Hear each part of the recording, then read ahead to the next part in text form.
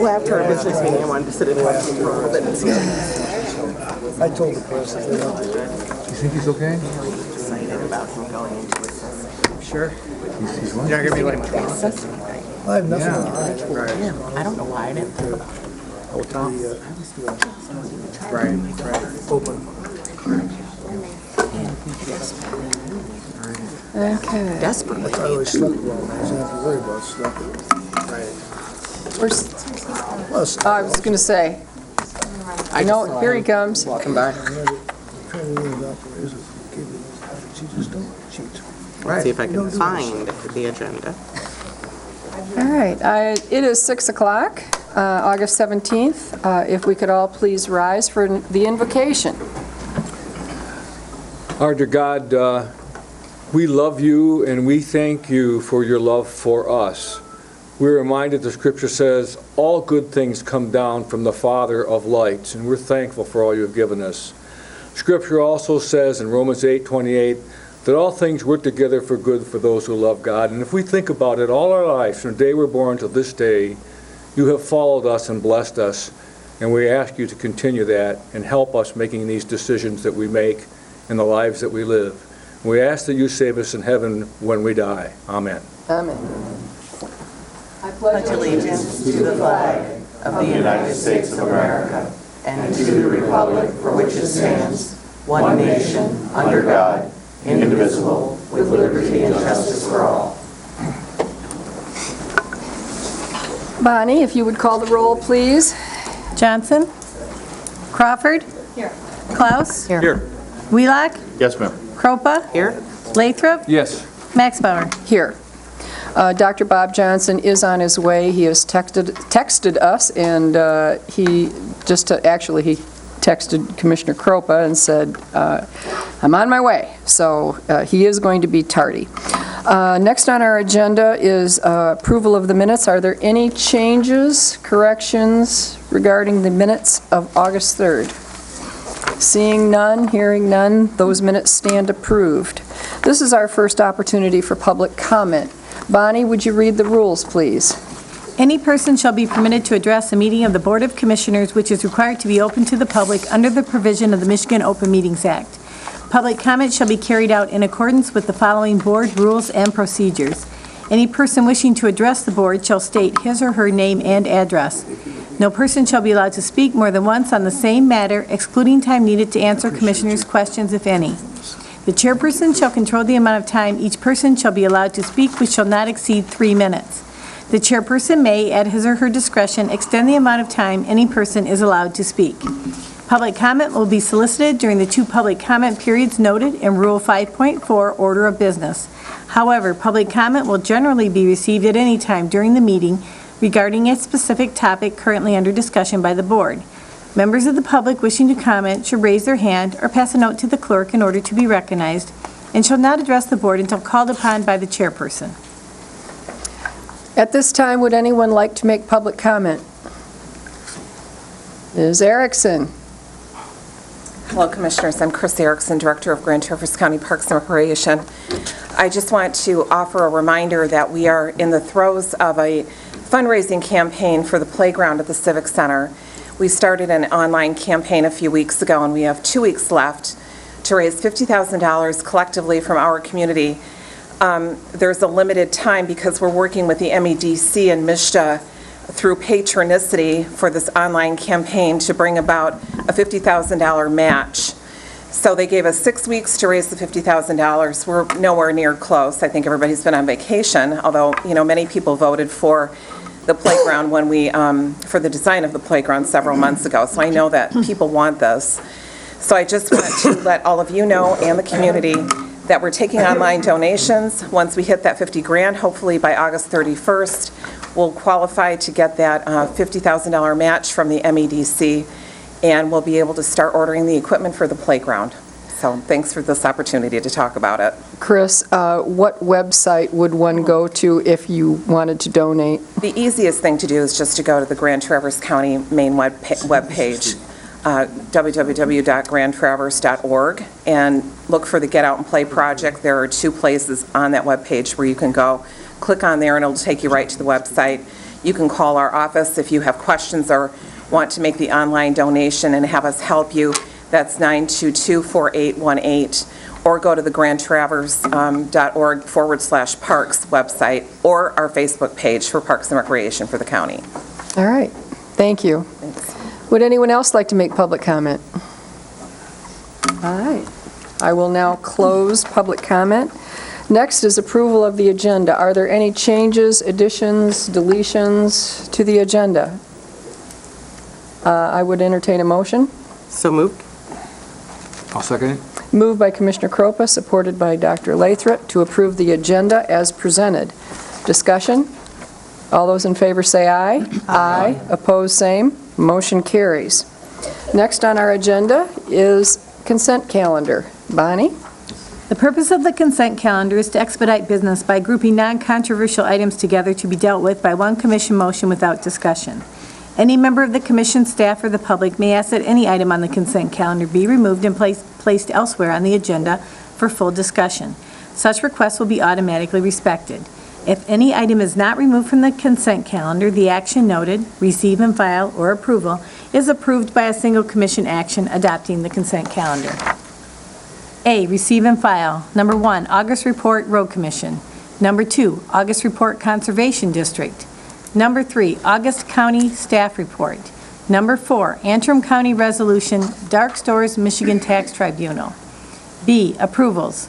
Number 1, appointment of Mr. Richard Rizzio to the Veterans Affairs Administration Board. Would any member of the public like any item removed from the consent calendar? Any commissioner? Staff? I would entertain a motion. So moved. Support. Moved by Commissioner Crawford, supported by Commissioner Kropa, to approve the consent calendar. Discussion? All those in favor say aye. Aye. Opposed, same. Motion carries. Next, we have a special order of business. Mr. Greg Bird, our emergency manager. Thank you. Greg Bird, Emergency Management for the county and city and Garfield Township and East Bay Township. Prepare Fair is an event that State Police Emergency Management sponsors and works with local emergency management at one location through the state annually to kick off National Preparedness Month. This year they picked us, which is kind of an honor that we'll host the only one in the state. So we're about 3 weeks away from that. It's going to be September 8th from 4 to 7 p.m. in the Target parking lot. And what it is exactly what it says, is all public safety agencies, the state police and us, we team with Target, and we put on and help families and children learn how to prepare for emergencies, disasters, fires, anything you can imagine. So to date, we're still running registration for public safety agencies, but we have 25 public safety agencies already enrolled to be there. The farthest one being FEMA Region 5 will be here from Chicago to participate. Target does a great job. They donate all the food and the space. We'll be in the parking lot outside. And they also gave us some giveaways of gift cards and such for families to buy preparedness activities that they'll have in their store. Backpacks, flat battery or non-battery powered flashlights, wind up, those type of materials. So it's a great event. I brought some flyers that I'll leave here for you all if you wouldn't mind taking them to your meetings and when you're out and about. We've also are working to get it out in the schools. That will be the second day back to school for us. So it'll be a great activity for the parents to kind of decompress with their children after the second day back to school. I did send out invitations to dignitaries. It is in Garfield Township. Supervisor Korn, we'd love to see you there and mingling, as well as City Manager Colburn and the mayor and the commissioners. So a funny story, they asked me to invite the mayor, and I said, well, I will. Well, why do you say it like that? I said, well, it's in Garfield Township that has our own elected board in this county commission area in the county, and it's outside city limits technically, but it's Traverse City. Yes, we'll have them all there. And any other township officials that want to come and bring their families. It's just a great event. So. All right. Greg, do parents have to do anything special other than just show up? Nope, just show up. It's an open pop-up fair for that. You won't be able to miss us. Set up in the parking lot there at Target. I think they're giving us over half the parking lot to set up in, so be lots of emergency vehicles and activities and things to do. And if I'm not mistaken, this is also going to get some media coverage? Yes, absolutely. WTCM is partnering with us as well and providing a DJ, if you will, and live music from there, as well as advertising event for us. And we've been in contact with the local TV media as well to help us get the word. Interestingly enough, if you go down South Airport, the digital billboard, the billboard company donated advertising space to us and the Michigan State Police for this event. So all this month leading up to it, you'll see a billboard up advertising Prepare Fair. All right. Any questions for Mr. Byrd? Thank you, Greg. Thank you. Next on our agenda is Mr. Peacock, who is going to present our 2015 audited financial statements. Thank you, Madam Chair. We thought instead of doing 278 pages, one line at a time, we would go in a PowerPoint presentation this year, so. Better wait, Steve, till we get it up. Hey, hang on. I got one. Here we go. There's one.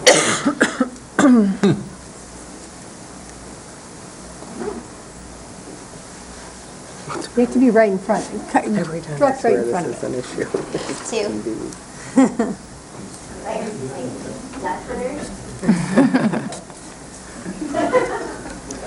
You gotta get this one, Judy. Oh, no, I thought I heard it back. I heard it. Should be on. The green light is on. It is. Yep, here it comes. Jody, you got one more. No, it's Oh, that's coming. up? It's Okay, coming. Okay, cool. All right. Good job, Jody. 4 for 4. Good for you.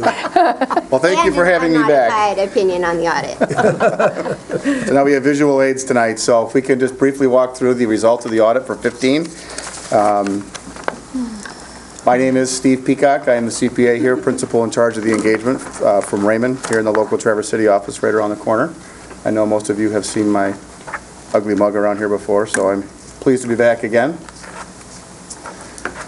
Okay, in talking about the audit, the first thing we want to talk about is what management's responsibility is, and then we talk about auditor's responsibility. This is all outlined in the audit report, but since we're working from a PowerPoint tonight, we can certainly go back into the detail, but I thought we'd start here at the highest level. Management's responsibility is to maintain books and records, establish and modify internal controls as needed, comply with laws and regulations with respect to generally accepted accounting principles, and for laws and regulations for grants. Our responsibility as auditors is to issue opinions regarding the financial statements, internal controls, and compliance with those laws, and to offer other comments and recommendations.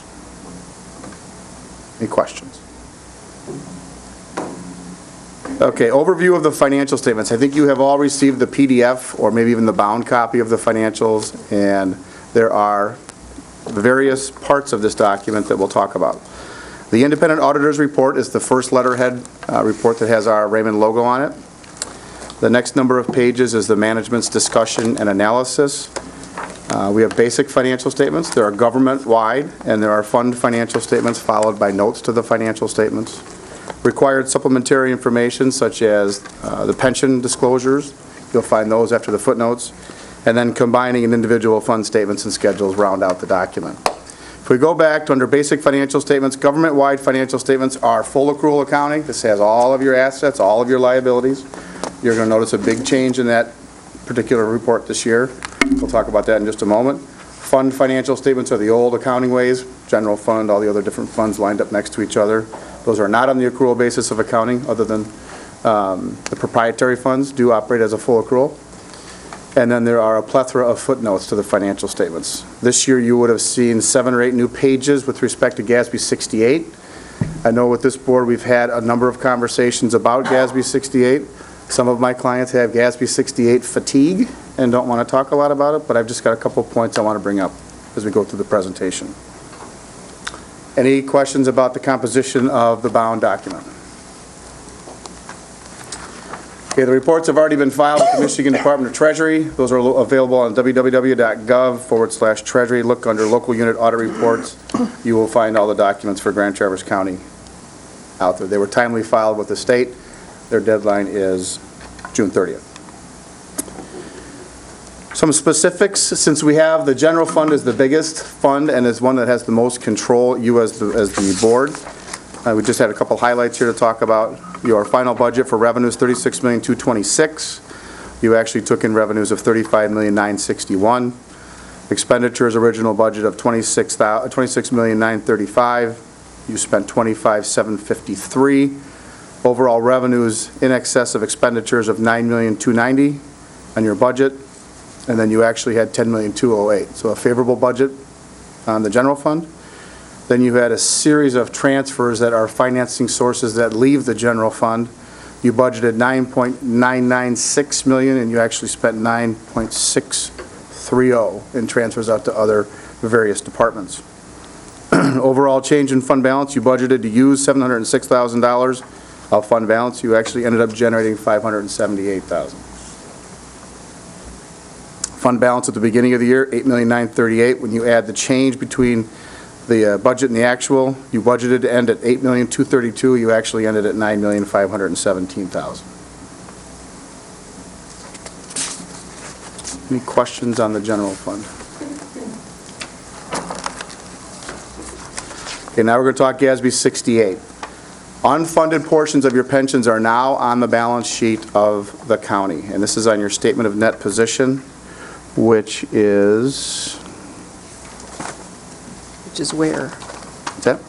Did you give us the statement of net position You tonight? should have that in the bound document, yep.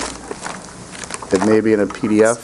They have PDFs as well. It's 32. Page 32 of the document. Oh, I was On your supposed, computer. I know where it is. Okay. Oh, she doesn't have a book. Stuart Johnson. Do you want Bob's? Yeah, Sorry. please. I was instructed to bring mine tonight. You can see how well instruction worked. 32. All right, Thank if you look at page 32 on your statement of net position, second line from the bottom, unrestricted this year under the total column is now a deficit of $23,644,000. That number comparative to last year was $30,038,390 as a positive. Overall change of $53,682,531 decrease as a result of putting these pension obligations on the books. I think when we talked last time, we were looking at 52 and so, and change on this. This was an updated MERS valuation, so that number ended up being 53,682. You see about halfway up the document, under liabilities, second from the bottom of that caption, net pension liability. You've got $48,592,000 in your government activities, $9,901,000 in your business type activities. So an overall total of $58,582,614 is on the book this year that was not on the books last year. The far column on the right-hand side, $3,764,000, that's your road commission. So that's the big number, that's the big change we've been talking about for a number of years as I've been talking to you on these financial statements. Here's a couple other matters. You can get all of this information from the footnotes, but it's very pension-ish, if you would, in the language that's in the footnotes. This is as brief a summary as I could get put together for the reader to make sure they understand what the position of the county is. The MERS plan for the county at 12/31/15 is funded at 43.4%.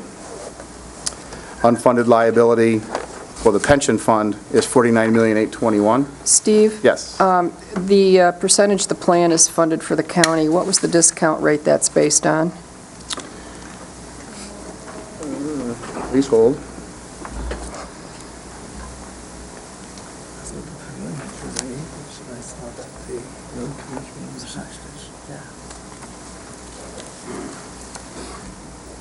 It's got to be the 7.75. It dropped 2%. That's what I'm thinking. Yeah. It's 7.75, isn't it? It's got to be 7.75. Jody? I'd like to interject that for the valuation report contained in the current fiscal year 2015 audit, it would have been 8%. It was reduced for the upcoming. Okay. I thought it was 7.74 exactly. 7.75. Okay. So yeah, the investment return they're expecting is 7.75%. All right. So, and I think we've had discussions on that in terms of We have. if we all could get 7 3/4 today, we'd probably go there. Yes, we all would. Yes. So, those numbers are derived, just so you know, Raymond doesn't really make these numbers. Those are done by your actuary through your pension plan, and that's the Michigan Municipal Employees Retirement System. It's a Michigan multi-employer plan. So your plan funded at 43.4%, unfunded liability at 49,821, just under $50 million. I think that's a number we've talked about in the past. Percentage for the pavilions is 72.9%. Their unfunded liability is $8,838,000. Road commission is funded at 59.7%, and a dollar amount is $3,687,000. Madam Chair, Yes, may I ask a question? of course. The pavilions, I always was told was in the 80s. Obviously, that's a concern to me that they've dropped into 72, which is below the state average, and I'm really concerned about the road commission. Does that include the money that they put in this year? They put an additional prepayment in, and they're still only at 59.7? These would be actuarial reports done for the year ended December 31st, 14. So the 15 return year has not yet. They would be looking better because of the additional funds put in. That is correct. Okay, all Yeah. right. The other thing to keep in mind is if any of these were unable to make their payments, the county's on the hook for those. We are liable for those as well. We are the backup, and we're not in a real strong position to be a backup for anything, but if anything happened to their inabilities to pay that, the county is responsible. I believe that to be accurate as well. Yeah. I'm not an attorney, but I would I know agree it's that. accurate. According to the attorneys for the Michigan Association of Counties, that is correct. Yeah. I think the primary government's on the hook for all of its respective departments. Okay. Can I have a clarification on the net pension liability column labeled business-type activities? The road commission is under component units. Correct. I see the governmental activities. What comprises the business-type activities in the $9.99 million? Let me get that for you. It appears to be a larger number than the pavilion's total. I'm specifically asking about the Department of Public Works and wondering if that is... That would be a BTA. Okay. If it looks, acts, and smells like a commercial business, it ends up in the business type. Okay. So a pension liability encompassed by the Board of Public Works could be under the BTA on net pension liability. That's correct. Well, looking at the numbers for the pavilions, and that leads me to believe that their net pension liability is not large at the BPW. It would be somewhere along the lines of $1 million. On page 46, there's a statement of net position for the proprietary funds. And then that separates out Grand Traverse Pavilions, the delinquent tax revolving fund, and then the remaining non-major enterprise funds. So I'm looking for net pension Yeah, liability. so if you go down approximately, I don't know, 5/6 of the page, so above total liabilities, I guess 4 lines above total liabilities, you'll see net pension liability. Okay, I see it. And 8.8 million for Grand Traverse Pavilions. Pavilions, yeah.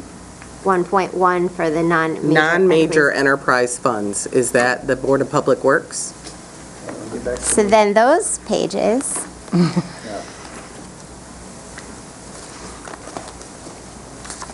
Start on page 171 with a description of the non-major enterprise funds. I'm glad they make this so simple. Yes. I tabbed them for myself. Joe, you've been in and out of this document as well. Okay, so the non-major enterprise funds include the foreclosure tax collection fund, inspection fund, solid waste fund, homestead fund, and the building authority fund. Correct. And if you turn then to page 172, which is the very next page, you can see, again, just above total liabilities, which is towards the bottom, net pension liability, you can see that in inspections, it's approximately $906,000. and solid waste, which was be part of DPW's 246. And that gives you a total of $1.851 million, which doesn't equal to the total under non-major enterprise funds on the net pension liability, which is at 1.15. Yeah, that's if you follow it over across. So it looks like you maybe looked down across when you cross over from 172 to 173. But if you move up, so the number just above. I see it, yep. Okay. So I'm still not seeing the Board of Public Works in a mention in the breakdown. And that's just what I'm curious about. I don't remember ever seeing the Board of Public Works listed on our CAFR, yet there is discussion of a pension liability with the Board of Public Works, and I could not recall seeing it on any of the reports. And it's hard to read this, but under non-major enterprise funds, that's where we believe the Board of Public Works lies. So the solid waste fund. Board of Public Works should be separate from solid waste. Correct. Look on page 59, Department of Public Works. Members of the governing body, the Department of Public Works, are appointed by the County Board of Commissioners. County also has the ability to influence operations of the Department of Public Works and has accountability for fiscal component matters. units. The financial activity of the Department of Public Works for the year ended 15 is reported discreetly as an enterprise fund type. There are no separately issued financial statements for this component unit. So I got to go back to the component units here. So that's on 194.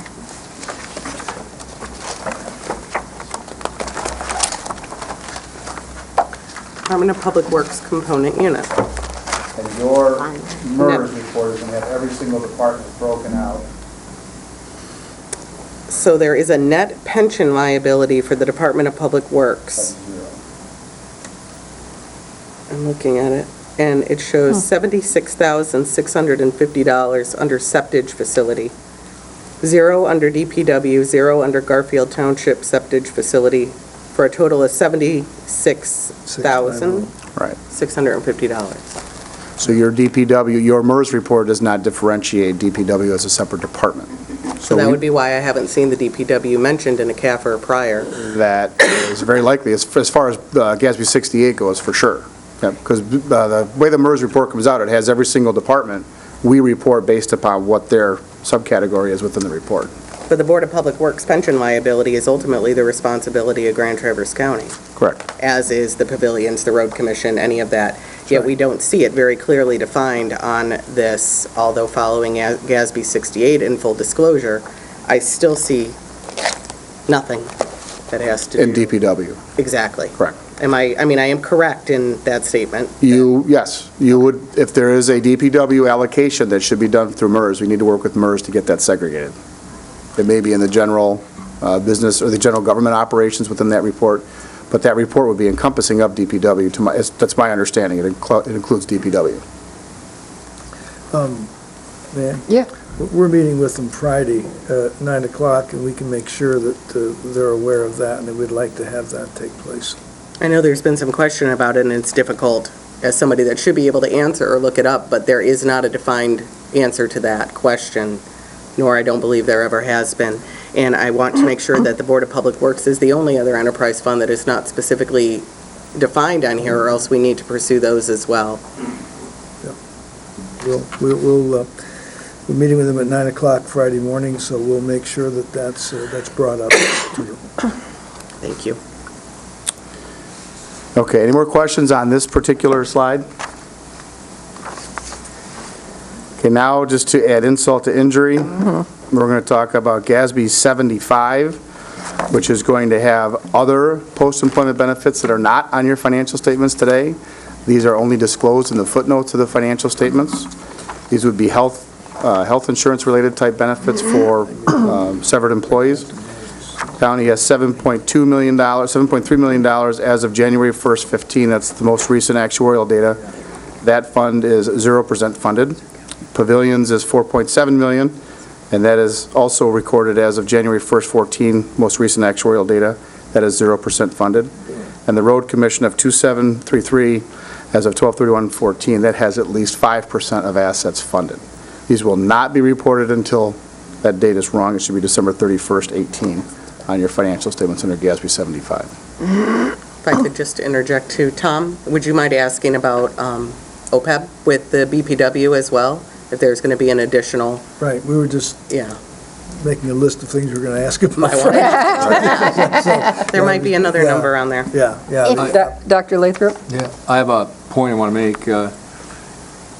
These numbers have been footnoted in our budget for years, Correct. and everyone's been aware of it.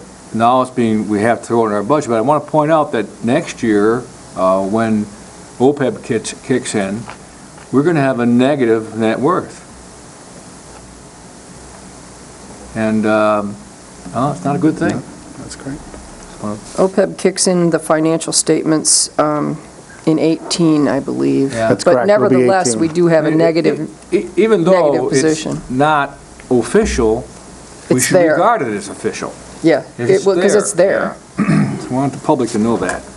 Yeah, it's about 7.3 million additional liabilities we have to put on. And depending on what you do with those OPEBs, if you change those could go down. Yeah. If you enhance them, they can go up. So, we'll talk about GASB 75 now until 18 when those are actually adopted. Any questions about OPEB? The audit process, as far as the results, went very smooth during 2015, substantially completed with all of our procedures by early June, timely filed, so forth. So we're all, report as you see there has been filed and it's complete. As far as the financial audit goes, we had an unmodified or clean opinion on the financial statements. There were two matters that we'll talk about in just a moment. Under reports on internal controls and compliance, that's your single audit. There's two opinions that are covered with that particular audit. There's the Government Auditing Standards one and OMB Circular A133. Each had two matters that we'll talk about here in just a moment. And then the management letter had 6 comments that we'll talk about also. All right. Before we go to the management letter comments, are there any questions that you would like to address?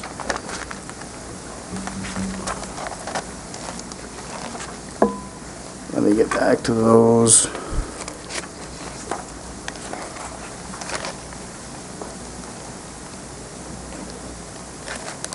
Okay, under the financial statement findings, we had a prior period adjustment and a material audit adjustment comment, which is a repeat comment from the prior year. That, if we go back here, that'll be under the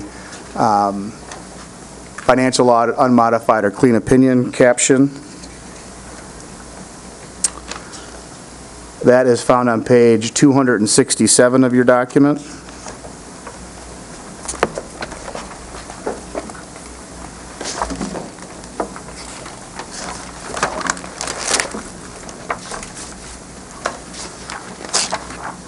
Our recommendation, second from the bottom, the adjustments referenced above have been reviewed by management, posted to the county's records, and are reported correctly in the county's financial statements. We recommend the county review year-end closing procedures to prevent such oversights from occurring in the future. If you look at the view of responsible officials, this came from management. Grand Traverse County management understands that it has the sole responsibility for maintaining accounting records in accordance with GAAP. County Finance Department will implement additional controls related to the Brownfield grant revenues, which will include direct verification with the appropriate state agencies to determine the nature and source of the grant revenue to ensure the revenue is appropriately accounted for and classified. So we believe this comment will be gone next year. Any questions with respect to the first one?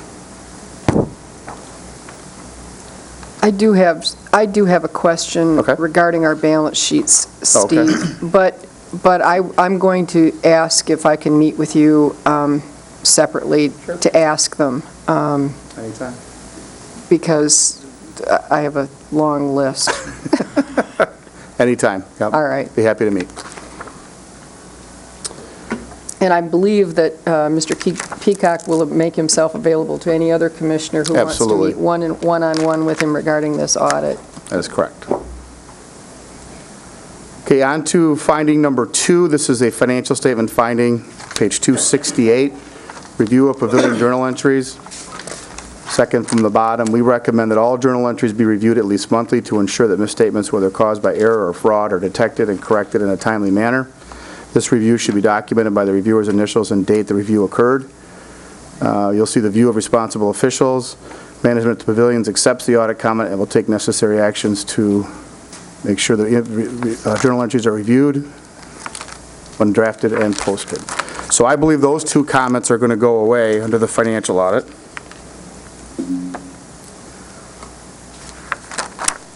The next two items on page 269 and 270, finding 2015-003, documented approval of grant disbursements. These are your federal award findings. If you go down to recommendation, you can read the criteria and so forth that appears there, but I end up on the recommendation. We recommend that all employees' expense reimbursements be reviewed by an independent employee. This should be documented by the reviewer signing or initialing the support for the transaction. View of responsible official. Management agrees all employees' expense reimbursement should be reviewed by an independent employee. County will begin having independent employees review all employee expense reimbursements. That finding should be gone as well next year. You'll see what if you look under the criteria and the condition, various charges allocated to the Child Support Enforcement Award were selected for review during our audit. Of the total 40 disbursements reviewed, 3 transactions did not have evidence of review and approval. These transactions were all expense reimbursements to employees. So we believe that to be gone next year.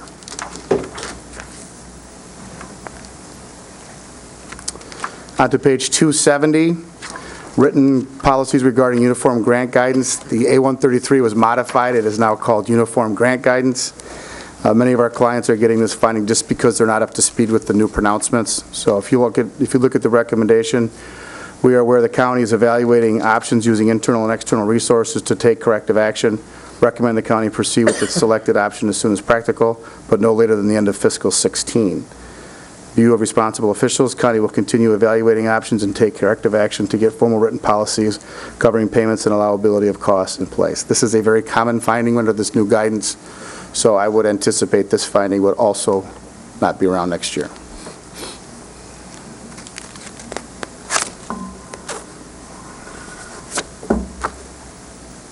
On to page 271, material audit adjustments was a repeat matter. That was a 2014-001 finding, and that has been repeated again as 2015-001. Finding number 2014-002, preparation of schedule of expenditures of federal awards. The original schedule of expenditure of awards excluded certain material amounts. Similar adjustments were not required this year, therefore we consider this matter resolved.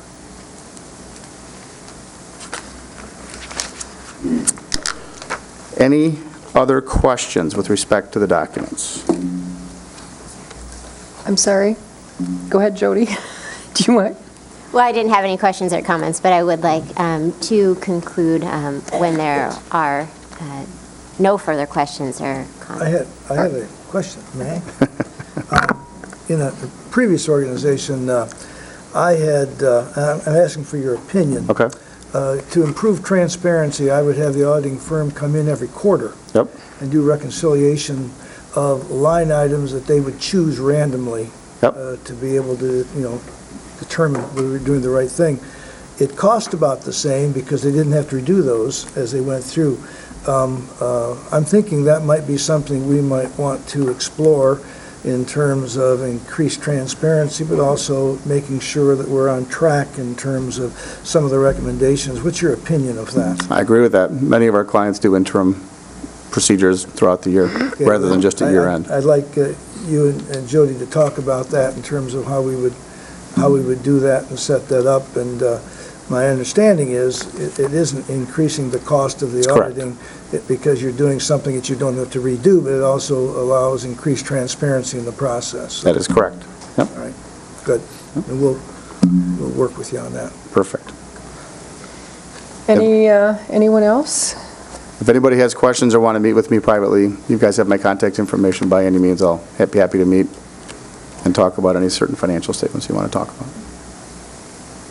All right. So, Go ahead, Jody. thank you very much for this time. Thank you, Steve, for coming in and making this presentation. I would like to note that a number of the audit findings that Steve did touch upon he noted as that he does not expect them to recur. It will then require the efforts of county staff under the leadership of the board to implement those internal controls, policies, and procedures such that we have the mechanisms in place to resolve those issues.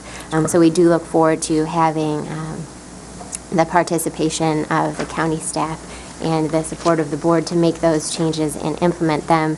I would commend, I arrived in July, as Steve had noted, the financial statements had largely been completed and then were subsequently filed in June prior to my arrival. So I would like to thank the staff that is here. Marissa Milliron, who is serving as interim finance director, who led those efforts, and the deputy finance director, Cherry Wolf, for doing all of the heavy lifting and ensuring that it was completed. And any municipality strives for a clean or unmodified opinion, which we did receive. So thank you for your efforts. Yep, thank you, everybody. There's a big effort that goes into this document here. It's 270-some pages, so.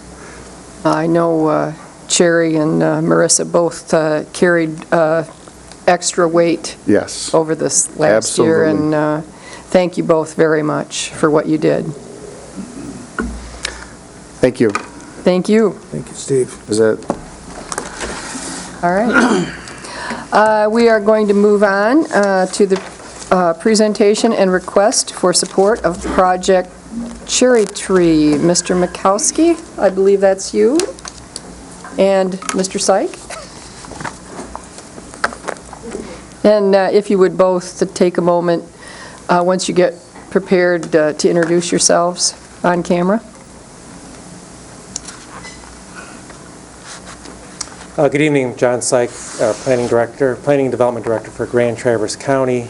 And with me this evening is David Mikowski. He's been a consultant for Grand Traverse County here for the last few months, working on economic development projects, and particularly what we're going to present to you regarding Project Cherry Tree. And at this time, you want to maybe give you some little bit of background to the board? Sure. Just so they know who you are? Thank you, John. By way of introduction, my name is David Mikowski. I'm a native son to Traverse City. Moved away for 37 years. Worked in the university system at Florida State in the athletic department, so I'll go Noles, if anybody out there is a Seminole. And a Gator. I was hoping you would do that, Commissioner. I left Traverse City to get educated and come back, and I brought back here a retirement and answered a call to duty when Tom asked me to come in and work for $1 a month, and I gladly accepted the challenge. And I was hoping that my expertise would lead in several different directions. It started out first identifying some needs, and the one that bubbled up to the surface was one that was near and dear to my heart, which is to help my fellow veterans. I'm a former combat Marine, served in Vietnam with 3rd Marine Amphibious Force, Recon, and I had the opportunity to come back to Traverse City with the rare fortune to be introduced to some of our VA centers in the state of Michigan as I traveled around the state.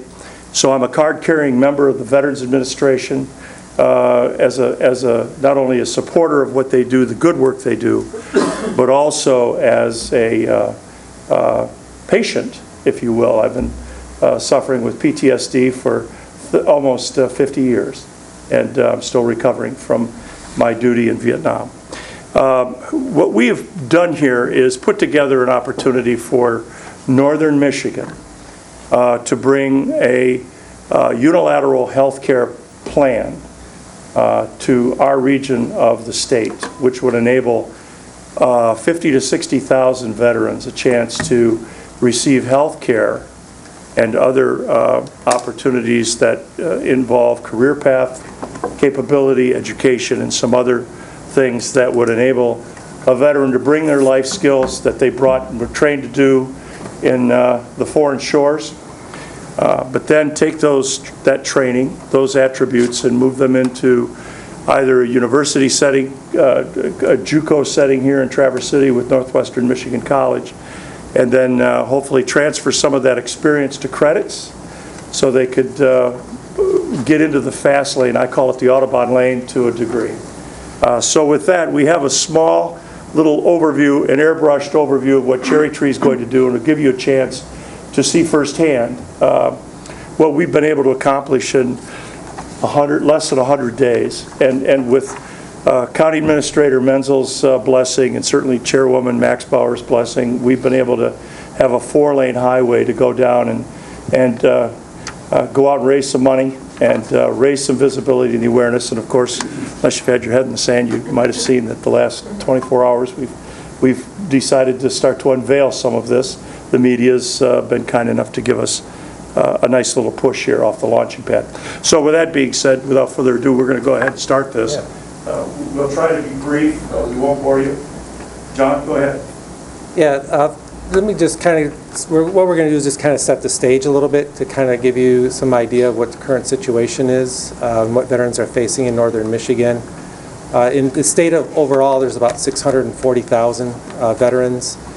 In northern Michigan, which we're identifying as kind of our focus area, we're looking beyond Grand Traverse County just because of the kind of the opportunity to really, while there's still a focus on Grand Traverse primarily, there is an opportunity to kind of see this a little bit in more broader scope.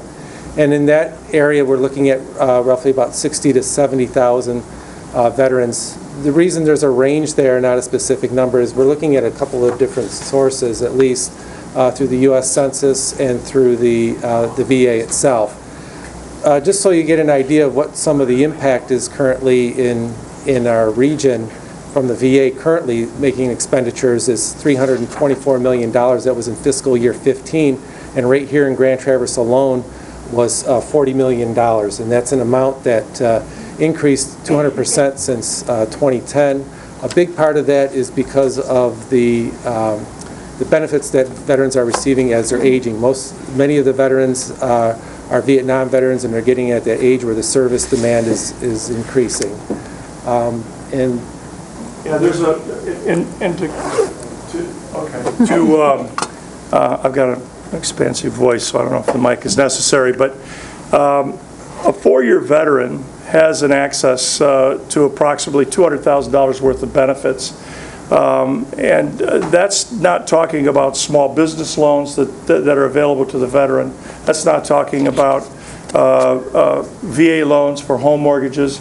That's just related to benefits that he or she would be entitled to under the Veterans Administration. So there are opportunities there from an economic impact statement if we could get into more veterans' heads about utilizing the services that are available to him or her. And so we're going to try to raise that visibility with Project Cherry Tree as well, and we'll talk about that in a second. Next slide, John. Here's kind of a swath. We're looking at about a 25-county area that would take up the eastern half of the Upper Peninsula and the northwestern part of Michigan. In that pattern, the blue dots represent current healthcare facilities, private healthcare facilities. The red dots indicate what we call CBOC units, which are VA clinics. The VA clinics, interestingly enough, pattern the healthcare system here in this state quite nicely. Let's go to the, well, let's stay on that. Well, let's go back to the, well, no, we can stay there. I guess with this will do. The reason is because the map does a nice job of indicating where we are with Saginaw. Dave? Yes, we're on TV, so you got to stick. Oh, I'm sorry.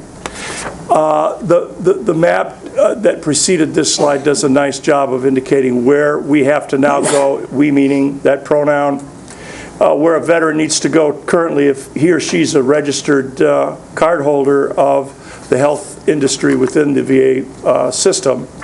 If there's an eyes, ears, nose, throat problem, they go to a clinic here in Traverse City or one of the red dots that you saw. If it's beyond that, a more serious malady, and they have to first go through their primary care physician at the VA Medical Center, and then they have to go to Saginaw. We know for a fact that the Commission on Care study, which I'll get into in a second, that's just been submitted to the current administration in Washington, is going to close some of these hospitals. it very well could affect Saginaw, which means someone living in Mackinac City, for example, with a serious malady, would now have to drive to Detroit for care. That's a round trip of about 800 miles if we talk about, and then we get into overnight stays and so on. Currently, the situation is on average a veteran must make a 320-mile round trip ticket for an appointment at the nearest VA, which is Saginaw. In the next 24 months, expected changes in the VA Medical Center are going to increase that to a 500-mile round trip deal. Veterans in the eastern Upper Peninsula, I'm going to give you an example we found out. These are in sections called VISNs, which are Veteran Information Service Networks. And it's part of the madness of what the Veterans Administration and our political system has created some 75 years ago. But someone living in St. Ignace, at the current model, has to go to Milwaukee for treatment. That's insane. And now, fortunately, the Veterans Administration recognizes the insanity and wants to change it. Next slide. There's a RAND report out that is going to indicate something quite unique. Although the curves have gone like this now, the Vietnam veteran population, sadly my generation, we're getting older, we now have been surpassed by the OIF veteran. The combat veteran of Afghanistan, Pakistan, as we all know, Iraq, Iran, Desert Storm, and so on. But in spite of those declines, Northwest Michigan is on a par excellence with Western Texas, Northwestern Texas, and Washington to be rural markets that are going to increase in population over the next 15 years. So this is not only going to become even more of a retirement community, hopefully a destination point for OIF veterans in the future, but if we have a healthcare system here that enables them to get their health care needs done here, and they can live here, bank here, go to school here, do a business here, then this becomes a continuum of services and produces a really strong economic impact structure for our market. Next slide. This is kind of interesting. 58% of the veterans to population are using the services. There's still, sadly enough, about 42% of those that don't use the system, and the reason they don't is simply put, they don't have access. There's a rurality factor involved in it. The second issue is because they don't want anything to do with the military. If it's attached to the military, they don't want any part of it. So we've got to change that. And the reason, if it comes down to a fact that it's about accessibility, that's an easy fix. The Veterans Administration recognizes that. The military recognizes that. We as community-based relationship networks recognize that. The hospital community recognizes that. So we're going to try to fix that. And we're going to be a pilot program for something that I think is about to come up on the next slide. Am I right? Or we're getting close? Yeah. You want to take that, or you want me to do it? No, go ahead. Okay. I'm so excited about this because our passion's about to come true. There was a study done called the Commission on Care Report.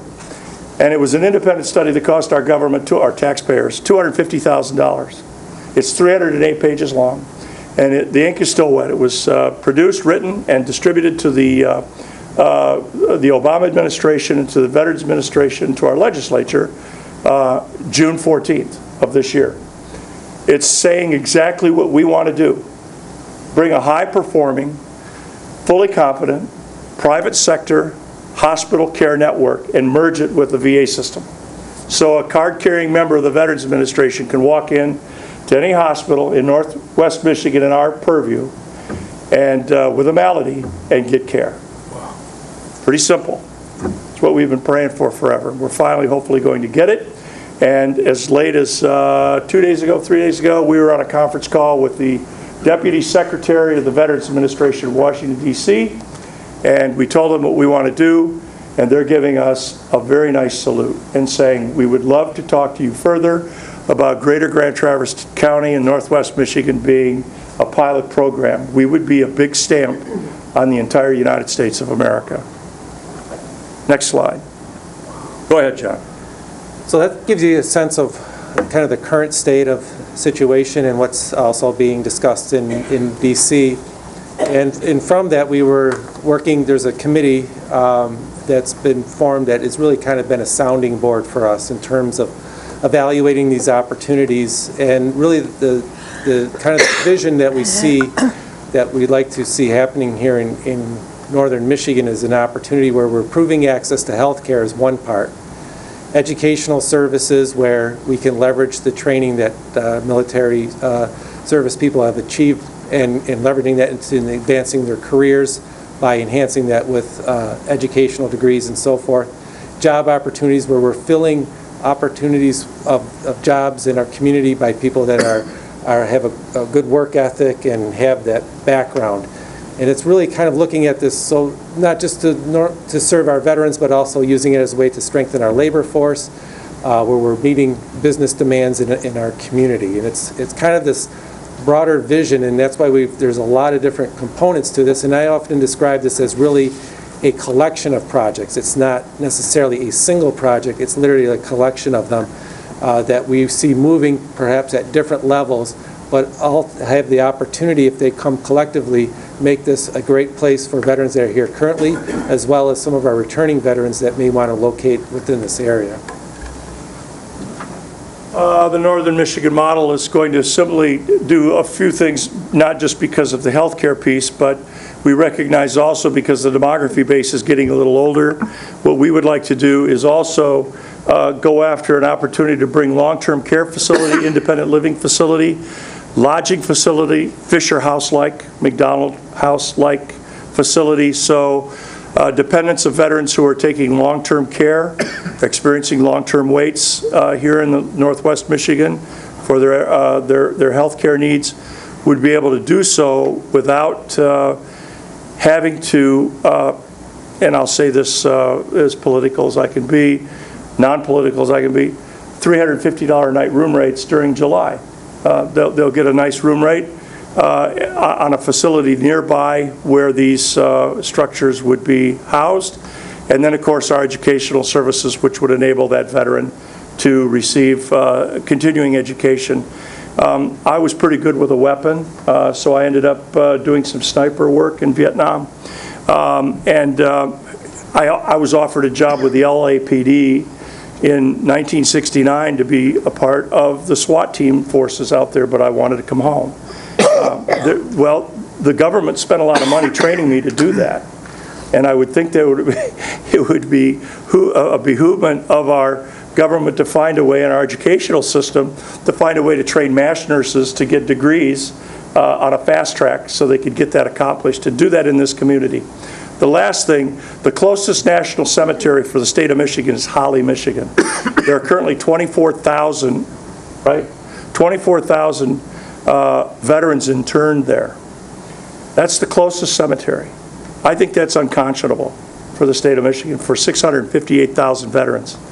There ought to be not only a healthcare system and an educational system, but we ought to be able to give find a final resting place close by to our rural veterans here in Northwest Michigan. Here's a list. We thought hard and long about putting this up here, but I want you guys all in this room to know that we have senators supporting us, 4-star generals supporting us, admirals supporting us, all local. The chairman of the tribe of the Ottawa Chippewa Band of Indians, and the list is pretty long. I won't go through it with you there, but you can see that we have a lot of support. We've garnered some funding so we can get launched in a way of dignity, and I urge the commission to support this project and hope that we will be received warmly. Thank you very much for your time. Any questions or? Tom? You might want to mention the chairman of the board is Commissioner Bob Johnson. Our veteran, our sole veteran. I'm sorry, Commissioner Johnson. I just can't keep my mouth shut at meetings, apparently. I'm sorry. It is absolutely worth recognizing Dr. Bob Johnson is involved, and he volunteered. He's also a veteran, and he volunteered to serve as our chairman, our first chairman. And I can't thank you enough for the time you've donated and your passion and your vision for this project. Thank you. What I'm excited about, Dave, is that Grand Traverse County has an opportunity to literally change the way the United States of America treats our veterans. It's a win-win for the veterans. It's a win-win for the private hospitals.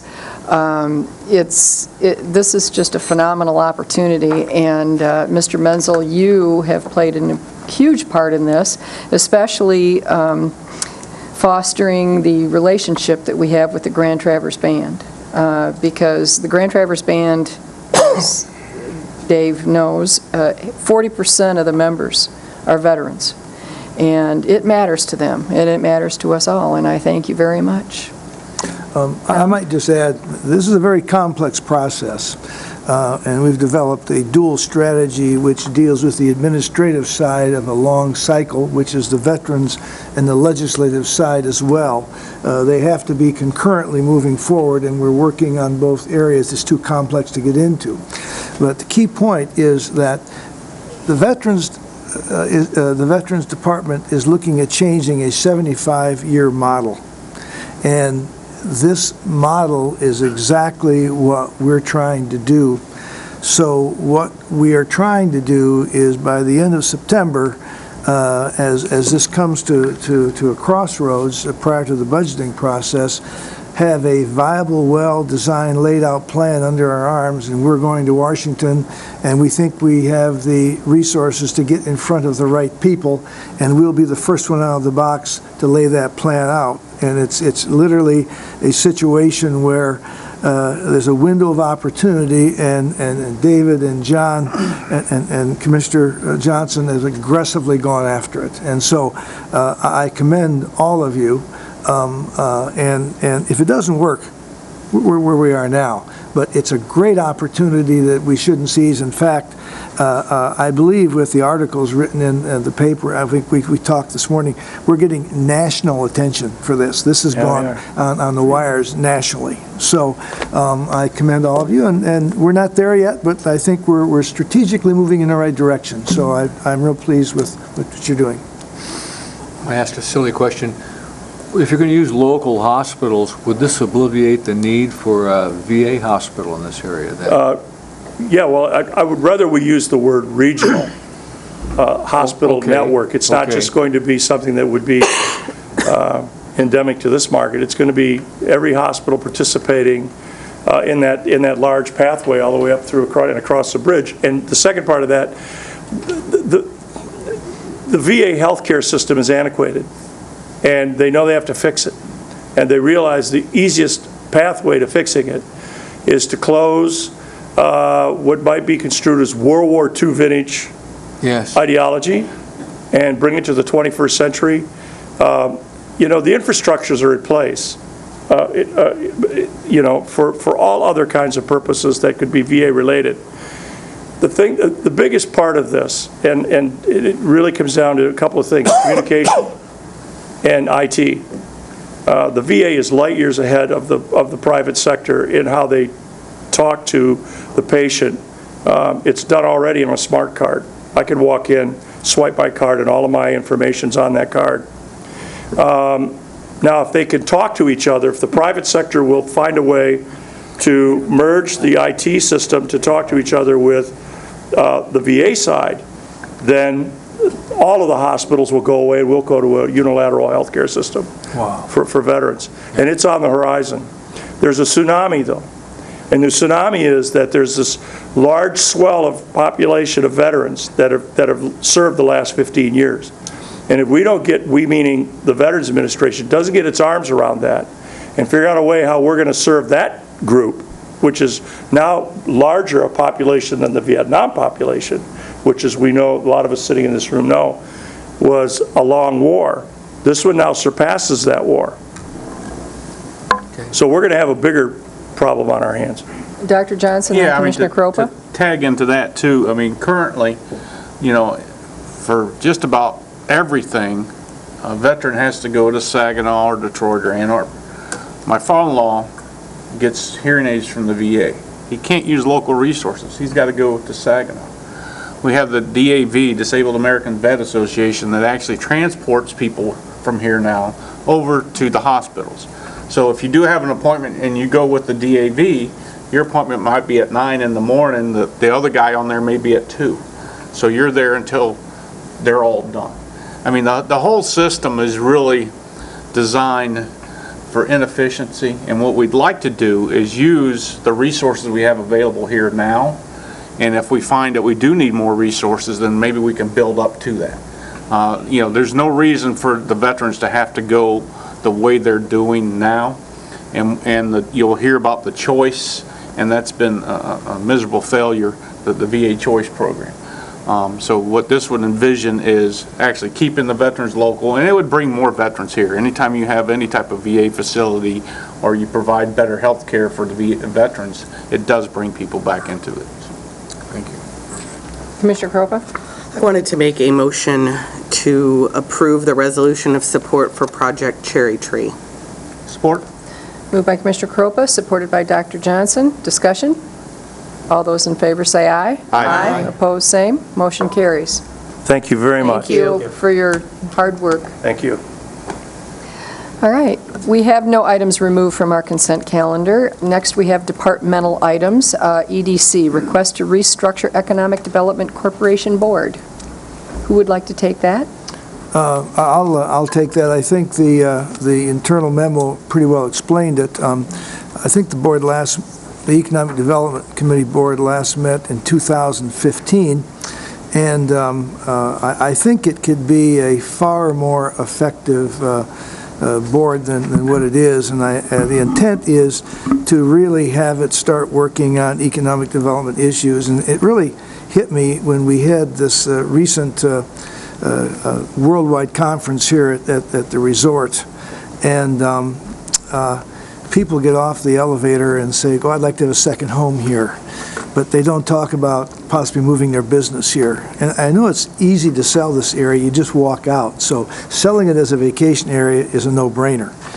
It's a little harder to sell it as an economic development issue of getting people to actually consider moving their business or their subsidiaries here.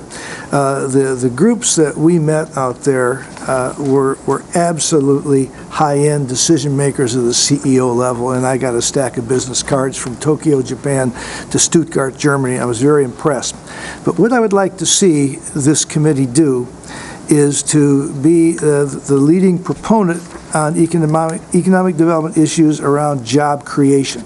I don't think we've done a very good job in this community focusing on that. We've done a nice job in tourism and those kinds of issues, but not on the job creation in the $80,000 range. But next year, just as an example, I would like to have that committee out there at a meet and greet. Hopefully the city would be with us, and the chamber would be with us, and the Visitors Convention Bureaus would be with us.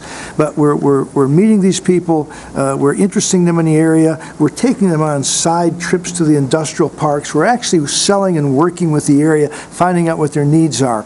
And so I'd like to have this group, this committee, become very proactive in economic development, making retention calls on existing business. I don't think anybody that I've met, city or county, has ever made a retention call on an existing business.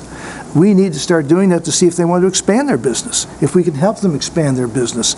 So I just want to get real proactive, and the key is to create that middle income job. I get real concerned when we become more of a have and a have not, and I tell people, you go into a church, you don't see any young people, it's a dying church. Community is the same way. And we have to do some things to really start trying to promote that middle income job group, and I think this is one of the ways that we can take a leadership role in starting that moving forward. So that's why I'm proposing that we make some changes here. All right. Commissioner Wheelock? The only comment, I'm all about expanding economic development, but we also need to recognize that we have a significant shortage of workforce. Now, I don't know of a business in our community that's not looking for help. So it's real easy for us to say we need to create more jobs, but we have to figure out what we're going to do about staffing the jobs that we have, because I've spoken with restaurants that are going back to reduced hours so as that some of their employees can work at the restaurant across the street. Somehow or another, there's something wrong with that picture. But we simply have a huge shortage of workforce in our community. And, I get really tired when people talk to me about how bad the economy is and no one can find a job, because every business owner I know is looking to hire help. All right. Commissioner Kropa? Just as far as the makeup of the board, I would question why 2 county commissioners. I don't believe we have any committees at all at the county where we have 2 elected officials appointed to that board. Would you like an answer? Yes. I'd like to get as much buy-in from the decision makers, and I think when you're taking a possible CEO considering moving a subsidiary or jobs into the area, I think it would be very helpful to have a elected person on that board. Also, as we go through the process of defining economic development in terms of what that board is going to do, how we go about it. Are we going to go after IT? Are we going to go after subsidiaries that build into the medical establishment? I think that decision makers need to play an active role in developing that strategy, and so I would like to get as much buy-in and pride of authorship as possible, and so that was my thinking on that. The definition here says the EDC board is required to have 9 members, 8 of those members being identified as citizen at large.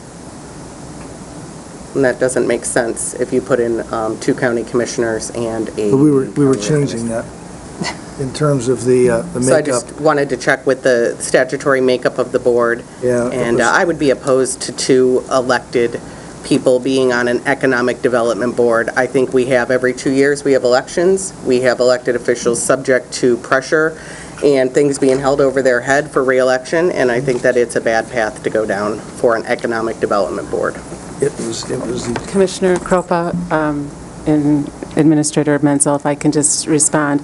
The 8 members, it's the current makeup, Commissioner Kropa. We are recommending that it's 6 commissioners at large and then 3 representatives from the county. And the county would be 2, I think I'm saying 2 county commissioners and the county It says the administrator. EDC board is required to have 9 members, with 8 of those members being identified as citizen at large positions. It's required to have 9 members. Right. The makeup, as a whole, you can have 6 citizens, but you cannot have more than 3 serving as a county representative. So 2 county commissioners and a county administrator. You could have the county administrator and the deputy administrator and 1 county commissioner. But we wanted to have, as Administrator Menzel indicated, the buy-in from the county commission, because it is a new direction on economic development and business development, to have that buy-in from the county board. I believe 1 county commissioner, it makes sense and this would be a departure from every other board in the county, and one that has to do with economic development. It would seem to me that you would want to remove it from the repeated cycle of election and re-election every 2 years. Go ahead and, we can go ahead and do it. I just, for the record, think that it's a bad move. Is there a motion? Okay, I'll make the motion. We move to approve the restructuring of the EDC board. I hope I'm saying that, to have 6 citizens at large representatives, 2 county commissioners, and the county administrator or designee effective immediately. Is there support? Support. Moved by Dr. Lathrop, supported by Commissioner Crawford. Discussion. Dr. Johnson? Yeah, I understand what you're saying. I think to start, maybe it'd be more important to have 2, and I think at some point they could probably revisit if they really need that. I guess I really don't have any big heartburn either way. I understand what you're saying, so I do support it. I am going to support this motion, and if we are going to actively promote this area, who better than elected officials who really like it here? So that's my perspective, for what it's worth. Commissioner Wheelock. Well, I think the other piece of this is, in order to bring economic development here, we have to use all of the tools that are available to us. whether it be the brownfield, whether it be tax abatements, whatever it is. And the people that can truly have that discussion have to be the elected officials. So, they're the only ones that can offer those and authorize those type of things. So I think having the elected officials is important. And, if the board does not turn out, where it's a good fit, the county board can change it. So with that, I'm going to look to the audience. Is there any public comment on this issue? Seeing none, I'll call for a vote. All those in favor say aye. Aye. Opposed, same. No. Roll call, Bonnie, please. Crawford, Yes. Klaus, Yes. Wheelock, Yes. Croupa, No. Lathrop, Yes. Johnson, Yes. Max Bauer. Yes. All right, next on the agenda, finance. Budget amendments. Thank you very much, Chair Max Bauer. You have before you several budget amendments that follow the current budget policy that is in place for those items that do need board approval. The net impact for the total bottom line on each of them is zero. There are several that are changes in classification. So for instance, moving expenditures from one classification such as salaries and wages where there might be a vacancy to an operating expense line item or vice versa. Others, for instance, with the senior center where both the revenue and the expense coordinate. So if they both go up, they go together. If they both go down, they go together. Various increases there, so we would just ask for your approval. All right. Is there a motion? Madam Chairman, I move to approve the budget amendments as outlined by the Finance Director. Is there support? Support. Moved by Commissioner Wheelock, supported by Commissioner Crawford. Discussion? All those in favor say aye. Aye. Opposed, same. Motion carries. Claims and approvals. Jody, do you want to comment, or shall I just ask for a motion? If you would please just ask for a motion. Is there a motion? I'll make the motion. Moved by Commissioner Croupa, supported by Dr. Johnson, to approve the claims as presented. Discussion? All those in favor say aye. Aye. Opposed, same. Motion carries. Next on our agenda is old unfinished business. This was brought back at the request of Dr. Johnson. The brownfield approval to accept the DEQ loan for 124 West Front Street. Jean, do you want to start?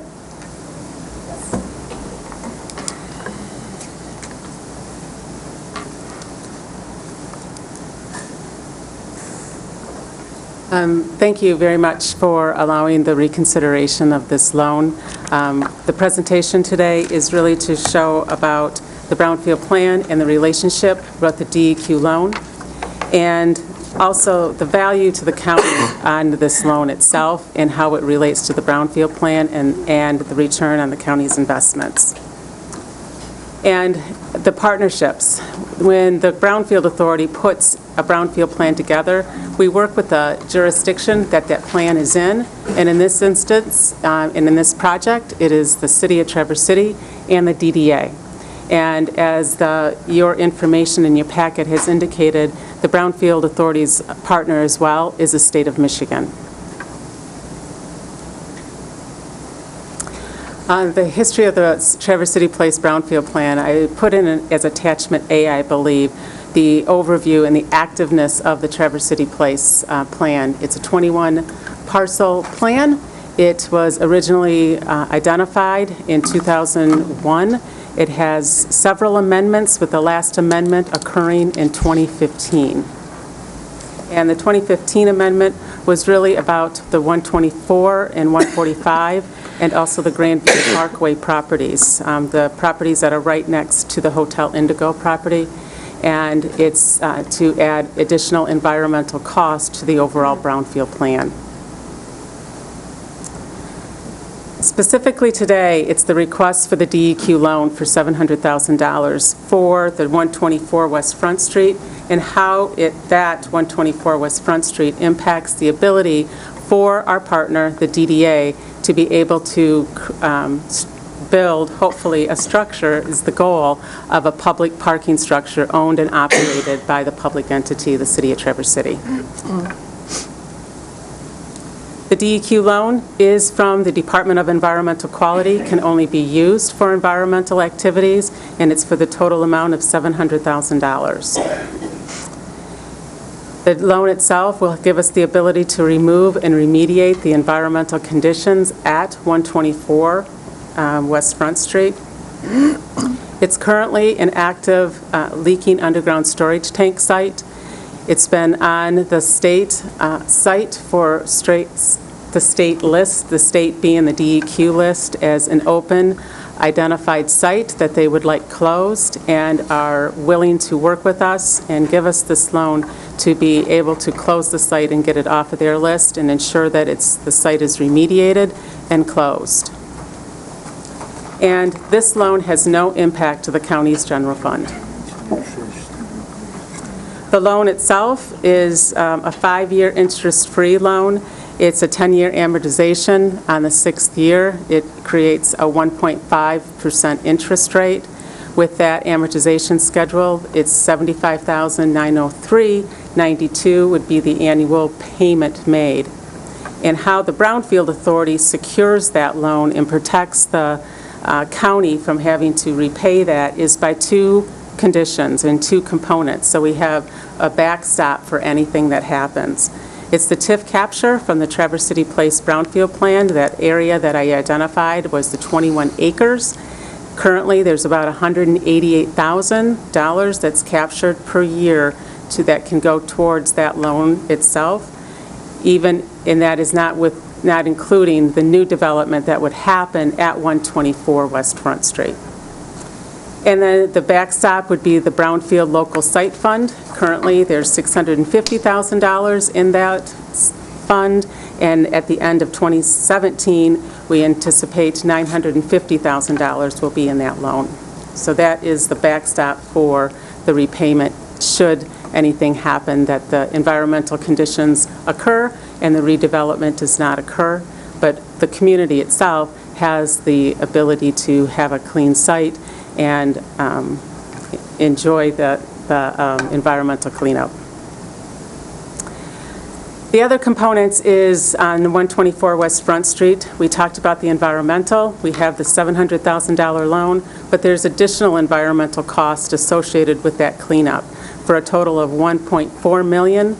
And it could go higher depending on what they find as soon as they start digging and identifying the redevelopment of that. The non-environmental costs are what we refer to as the Michigan Economic Development Corporation. This is the cost that they approved, that the state of Michigan approved for these 21 sites. For the 124 site, it's $1,495,000 that would be utilized at this site. The developer pays that, and then we reimburse them based on the incremental increase in the private development and the private investment that's made at 124 West Front Street. So the reimbursement that I explained a little bit there is the developer pays for all the cost, and then it's reimbursed with Brownfield TIF. And as identified in my memo in here, the Brownfield TIF is state capture. So the state capture is state education tax and state school operating and the ISD tax. That is all that the Brownfield can capture legally, because we don't have an intergovernmental agreement with the DDA to capture any local taxes. The property has to pay taxes. It's required. Everybody has to pay a tax when they get their tax bill. In this instance, 124, the owner of that property would get a tax bill, pay the taxes. The Brownfield would capture the state education, state operating, and the ISD, and then pay that developer back for those identified activities that I previously identified in the previous screen over a period of years. And this Brownfield plan would end in 2032. So if he incurs those costs in 2032, if he's not paid, the plan ends and he has no recourse to be reimbursed for those costs. This is just a reminder for the Brownfield Authority. When we work with the DDA, it's really a partnership. The DDA captures the local capture of, and I've identified the City of Traverse City, Commission on Aging, all of the local taxes to be able to implement the DDA plan that's identified that we have approved and these taxing jurisdictions have approved that they wanted to be implemented. And then the Brownfield Authority to pay back for those eligible activities, the state of Michigan has said, you capture those taxes and pay the developer back to encourage that development to occur.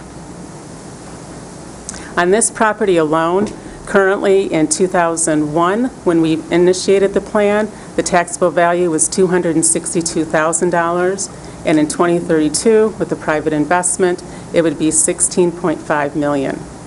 That equates to, in 2001, the county's general fund, if for the taxable value, we'd have $1,435. In 2032, when the plan ends, we'd get $82,216, which is over a 5,629% increase in taxes that we would receive if the investment occurs. And with this, that is what we're trying to do, is encourage private investment so we can get our return on our investment on this property. And our investment is through the DDA, who has done their work on the public infrastructure. And that is the time that I'm going to turn it over to Rob to talk about the partnership and the DDA and how that implements. Hi, Rob Cigalupi, DDA Director. I too want to thank the County Board for reconsidering this issue. Really appreciate taking the time to ask questions and reconsider it. So in 1997, the Downtown Development Authority, really the City of Traverse City, approved a plan for the north side of downtown. And this was done with the support of many of the taxing authorities, including the county. And I'll talk about how this Traverse City Place Brownfield plan works with the TIF 97 plan to implement the plan. Here we're looking at kind of we're zeroing in on the properties in question, and you can see with the green lines some of the public infrastructure that we have put in. I think we're all very familiar with them because they're going in or have recently gone in right now. One being Garland Street, which is nearly complete, as well as the Pine Street Bridge, which is part of a larger Pine Street pedestrian way. The bridge is done, but we're currently working on a connection at Uptown that will connect to a newer river walk along the river there. And even beyond this image here, there's been additional investment in the West Front area from not just the DDA, but other public entities, including the West Front Street project, which is over a $3 million project, and also over $2 million invested by Traverse City Light and Power in improvements that include undergrounding. So there's been a lot of public investment, not just from capture taxes through the DDA TIF, but leveraged with other dollars from other entities. So, as Jean mentioned, the question before you tonight is the loan, but it does relate to the city purchase of 145 West Front, which we hope to purchase for the eventual construction of a west side parking structure.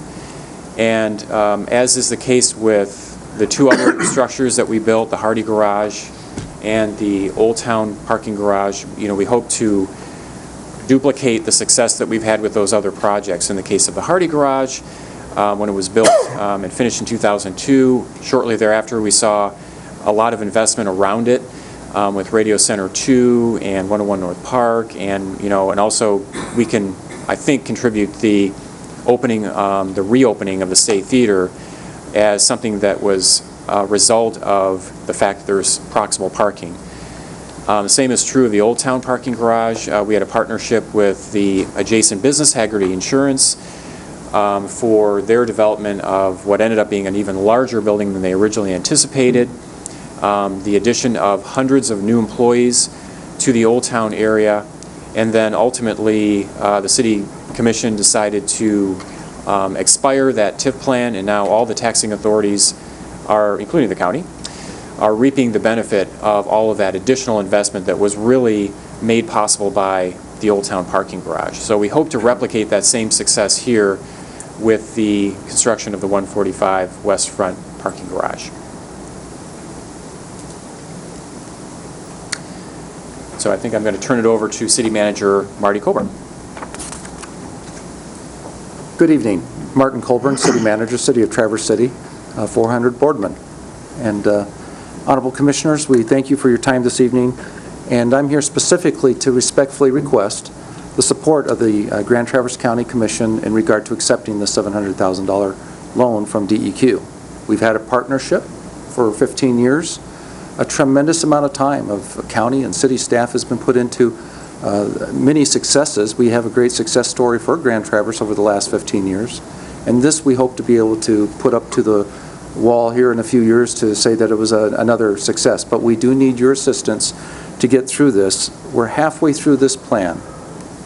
And we have an opportunity now to take some of those parcels that are still not developed and turn them into that success story. But it does take our partnership to make that happen and these efforts. So we're finally at that critical point. We're going to see some productivity on that particular property, assuming that this project goes forward, and that's where we need your help tonight, because we will all benefit from that. This is a $700,000 linchpin, meaning it's at that pivotal point, we're at that precipice in which, to make this project move forward, we need this last portion of it. It's a critical component. There's many components to make all of this work, but this will pitch us forward to make us successful. What is success? What are we looking for when we talk about the Brownfield plan that was put in place 15 years and has been in place for a number of years? It's one of those tools referencing of economic development. And it's intended to develop the commercial and residential properties within the downtown, those that are contaminated and those that we can put back to productive use. By doing that with the new commerce areas, not just in the development of the properties, but by the square footage to have more jobs in the future. The valuations of the future will assist us. We're seeing that with the investment that will go into these properties, and then ultimately to build that deck. I've been reading articles going back to the mid-'80s talking about parking problems in downtown Traverse City, and the intent of this is to continue to help that and assist that problem to make it easier to find parking availability on the west component of Front Street. So that being said, we thank you for your serious consideration and ask that you approve this evening. Thank you. With that, before I open it up for commissioner discussion, I would like to open this subject up for public comment. So please, anyone wishing to make public comment on this item, step forward.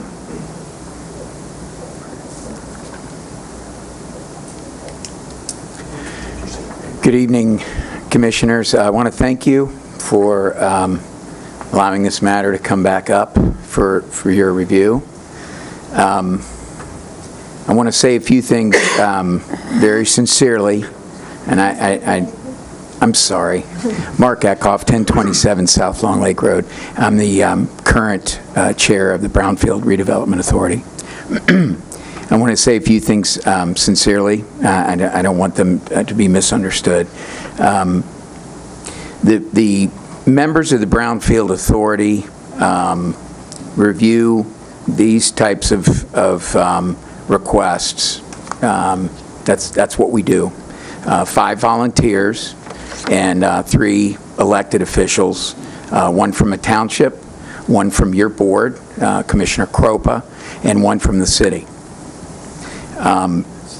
It is no one's intent, and I will say that it does not happen that there is anyone that has the mission to give money to someone that's developing property that they do not deserve.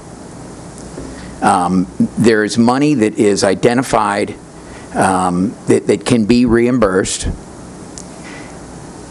An engineering firm is hired to review all of those invoices. Once they have been reviewed, they come and make a presentation to the Brownfield Authority, and then the Brownfield Authority either approves or denies based on that engineer's recommendation. So there is no check written up front on any brownfield reimbursement. On this DEQ loan, these dollars,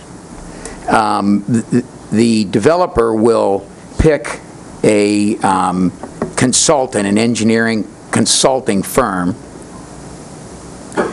and then the developer is pretty much out of the picture. The DEQ and the Brownfield Authority then work with that consultant, and the environmental issues are remediated. And what is paid is what is invoiced. So there are no big checks going to developers that are not due. And I know that there's a lot involved in this, and you hear about big dollars, but I just want to say that, and sincerely, you have people that are very committed and spend a lot of time working to understand these individual cases. I guess lastly, I'd like to say this is going to be a very important linchpin in this West Front Street development. And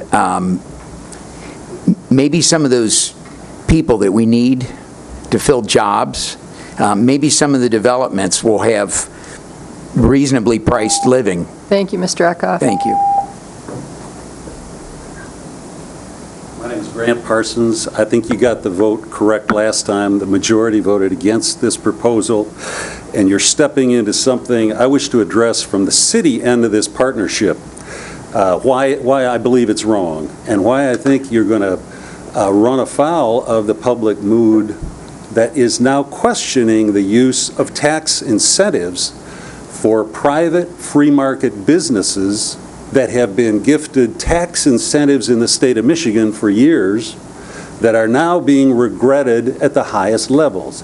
Forbes is calling MEDC loans, grants onto the carpet, as saying Michigan has committed overly to support businesses in the way of incentives. It isn't a check that's cut to businesses, but it's incentives that deny the private taxpayer revenue. We know. Now listen, TIF is the backstop of this program. Here is TIF 97's mission statement. It is labeled Protect Downtown Small Town Character. Quote, our historic buildings, pedestrian scale, tree-lined streets, and special nature and cultural amenities make us unique. No glass towers, widened streets, or ugly contemporary-looking parking decks are planned. That was the deal with the taxpayers who supported the enabling legislation.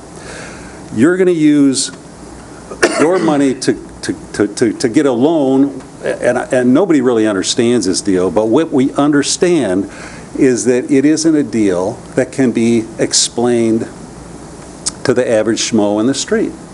And you're having to go find money and talk about backstopping from TIF, and now you're stepping into Traverse City's area, and you're getting involved in a scheme to make a certain development on a corner that was voted down on other reasons 10 years ago when it was called the Federated Project. And if you abuse your power to help the community, I think you're going to lose that power. We have a big controversy right now with the DDA and confusing the public into thinking nobody's paying back a loan, and yet you're talking about $188,000 from DDA TIF and $950 from local brownfield. That is not fairy dust. This money is coming from taxpayers, or it's money that is not going to taxpayers. I hope you will restate your vote from last time around and say this deal is too complicated. A fair market, an open market of real business people will make this happen correctly, and it will not drive a wedge between business and government. Thank you. Anyone else? Mr. Buckholder. Are we at 3 minutes or 5 minutes? Three. Okay, I ask that you not approve this until you have the questions that I'm going to ask answered. There's 7, and the 2... Would you pull the microphone down, please? Thank you. First 2 questions are most important. They should be able to get an answer, and I think they're critical. I talked to the DEQ today, and they're familiar with this project, and they said, as part of our conversation, that they do not like to loan money to developers with no or limited experience. So question number 1 is, does the developer, Great Lakes Central Properties or Louis Ferris, have any successful experience building a building of this size and for this purpose? I do not believe the DEQ likes to provide funds for inexperienced developers, and remember the Petoskey Point project. A way of example. Important question number 2. This goes back to the Federated project and that 3-year-long fight. Does the developer have a firm letter of credit guaranteeing, underline the word guaranteeing, the $33 million the proposed project will cost? I haven't heard one word spoken about that. It's just been talk. Do they have any money? Is somebody going to loan them any money? Unknown. Point 3, private underground parking is now an eligible activity. Taxes can be captured to pay the $1.2 million cost with no tax-paying public benefit. This makes it not a financial deliberation, but a moral and ethical deliberation. This, because the original purpose of the Brownfield Act has been corrupted to allow this, does not mean by any leap of the imagination does it obligate you to put the public tax dollars into the wallet of the developer with no tangible public benefit. Question 4, why are we paying $295,000 for site preparation and geotechnical? Why isn't the developer paying for that as a normal cost of doing business? Point 5, of the $700,000 loan, $400,000 would be for a vapor intrusion barrier because of the contaminated ground level for the proposed underground deck, making the true cost to taxpayers for the deck would be $1.6 million. And I think I'm going to run out of time, so I better let this go. But keep in mind that this triggers the process for the taxpayers to pay for the private underground parking deck. But the first 2 questions, does he have any experience building to prevent something like the Petoskey Point project? And number 2, does he have any money? He may be worth a lot, but he can come up with $33 million in cash to make it happen without complications. Legitimate questions. Thank you. Thank you, Mr. Buckholder. Bonnie? I'd like to remind the public to please state your name and address, and I won't start the 3 minutes till after I hear your address. My name is Scott Joseph. I'm a city resident who lives at 1422 Wayne Street. I'm also the vice chair of the Brownfield Redevelopment Authority. I voted in favor of accepting the loan for real simple reasons. Brownfield Redevelopment Authority, first and foremost, we're supposed to protect our environment that's so important to us up here. And this was a repair facility. There are 2 leaking underground storage tanks. It sits on the bank of the Boardman River. It's important, number 1, to clean the property. And the DEQ, number 2, is partnering with us to give us this loan at extraordinarily favorable terms. They charge us 0% for 5 years and then 1.5% for the 10-year repayback period, so well below market rates. Number 3, this is an essential component of the agreement that would allow us to purchase 145 West Front Street for needed parking deck. Well, we're agreed to purchase it at $1.2 million. The owner purchased the property 10 years ago at $1.2 million. So we're purchasing it at his costs. And in addition to that, he's paid approximately $35,000 per year in taxes. So he is a property taxpayer. The property that we are talking about right now on 124 West Front Street has paid approximately $47,000 per year and not needed any of the government services. For the last 11 years, they've paid approximately $40,000 per year. So they are one of the taxpayers who we're talking about representing. So for all those reasons, I highly recommend supporting the DEQ loan. Thank you. Anyone else?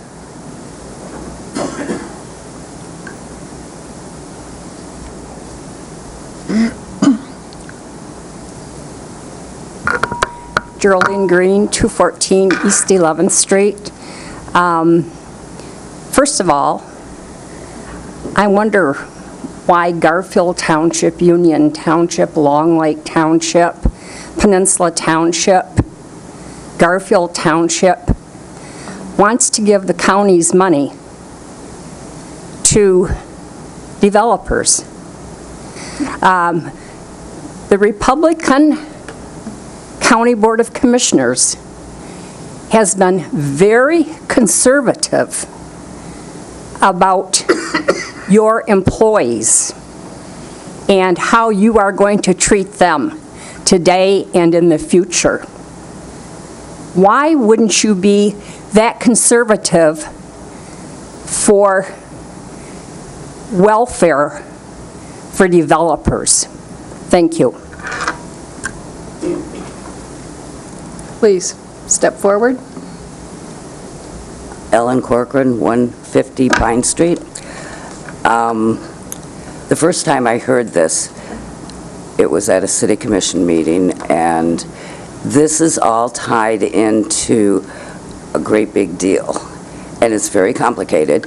It's the city is buying property from the developer and then taking out a loan and giving it to the developer so that this can be remedied, I guess.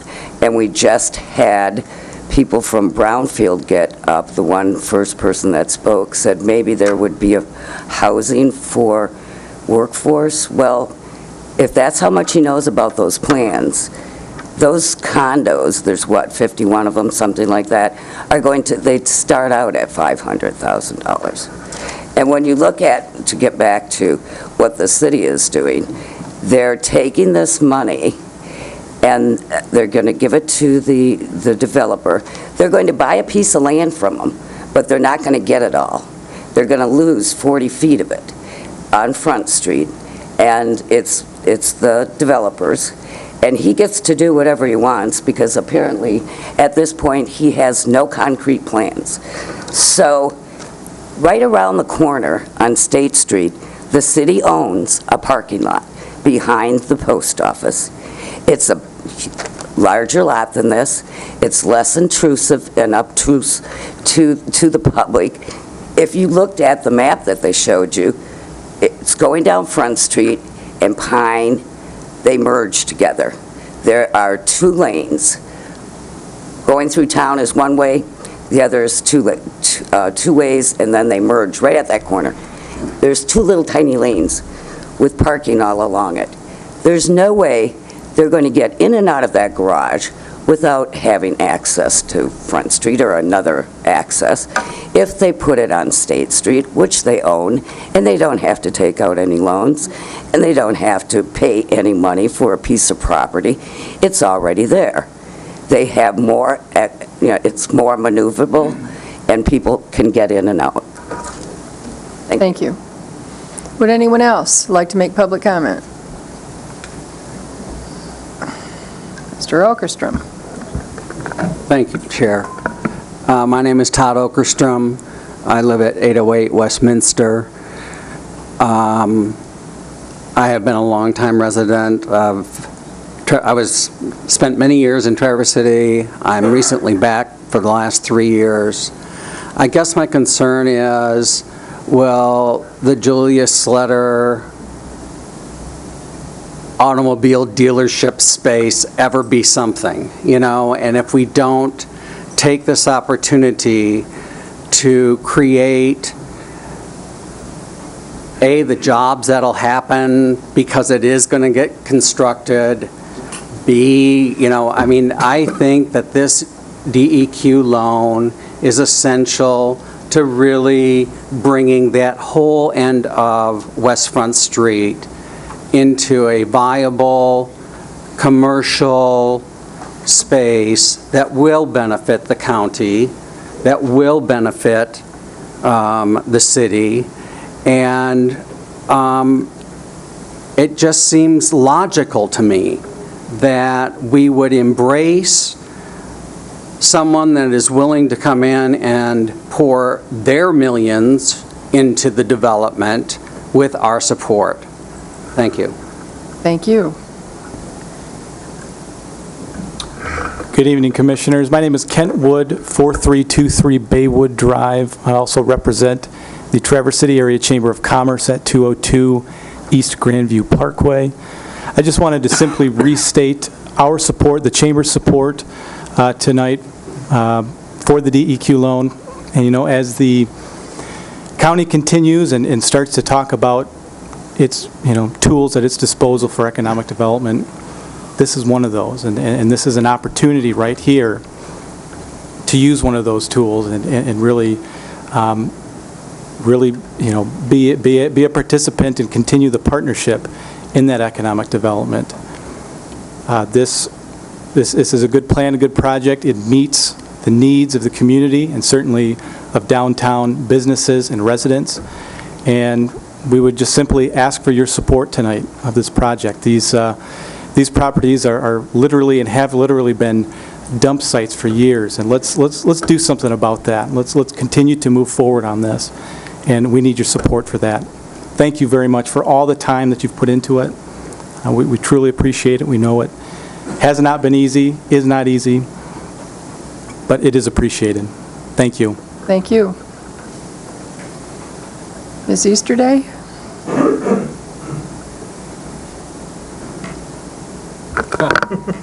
Janine Easterday, 1011 Lake Ridge Drive. That makes me a resident of Grand Traverse County, the city of Traverse City, and a beneficiary of the Boardman Lake Brownfield Redevelopment Plan. Thanks for reconsidering the issue that's now before you. I would like to reiterate some facts regarding past brownfield plans that are readily available on the county's own website and provide transparent information on the redevelopment and tax benefits of brownfield investment. As you are well aware, the primary functions of the Brownfield Redevelopment Authority are to facilitate the redevelopment of environmentally contaminated and underutilized properties located within the county, and oversee the process of reviewing, approving, and managing brownfield plans and work plans, work to clean up sites with contaminated soil and groundwater, redevelop contaminated sites to reduce development pressure on the green spaces, and facilitate creation of new jobs and employment opportunities in the community. I would add that the costs of cleanup are borne at the front end by the developer, who is only reimbursed what was actually spent on cleanup. 3 short examples of what has been accomplished to date utilizing brownfield funds include the Melling Tool property, the Ironworks property, and the Radio Center property. The Melling Tool property was an auto salvage site from the 1940s to the 1960s. It was contaminated with petroleum, lead, chromium, cadmium, zinc, and ethylene glycol, to name the worst offenders. This 110 multifamily housing development, known as Premier Place, utilized $18 million of private funding along with brownfield funds that increased the taxable value by $5.5 million as of 2009. Think about 2009. Current expansion plans that increase the current expansion plans include another $18 million investment to add 200 housing units. This project is now complete with new tax increases going to all taxing jurisdictions. Garfield Township recognized $685 in yearly taxes in 2001. Now the township recognizes $15,448 in yearly taxes. You may recall the Ticey Ironworks property at Lake and Cass. This industrial site scarred the land and polluted the Boardman River. It was one of the first projects carried out under the Brownfield Plan. Although it stalled at several junctures, working with the Downtown Development Authority, the Brownfield Authority, and Haggerty Insurance, who at the time was being courted with significant tax breaks offered by the state of Arizona to move to Arizona, the tax capture from Haggerty's planned investment was utilized to construct a public parking deck that benefits not only Haggerty employees, but residents and visitors as well. This project is now complete with new tax increases going to all taxing jurisdictions. Thank you, Mrs. Easterday. Thank you. Thank you. Would anyone else like to make public comment?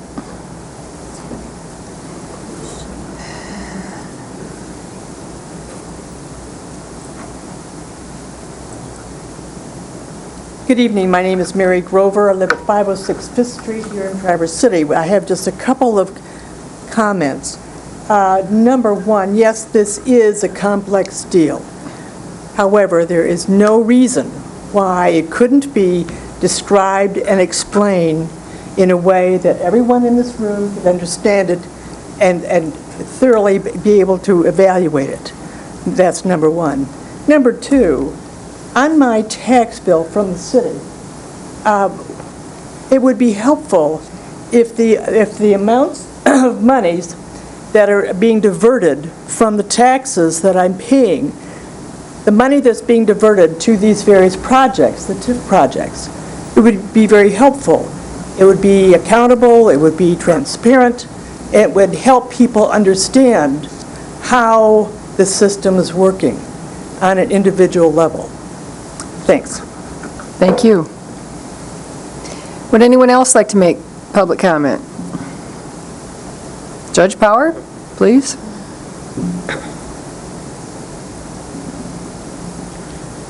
I'll hold off on my address because the time doesn't start till I give it to you. Always a loophole. I got it, Can't say the man doesn't pay attention. Okay.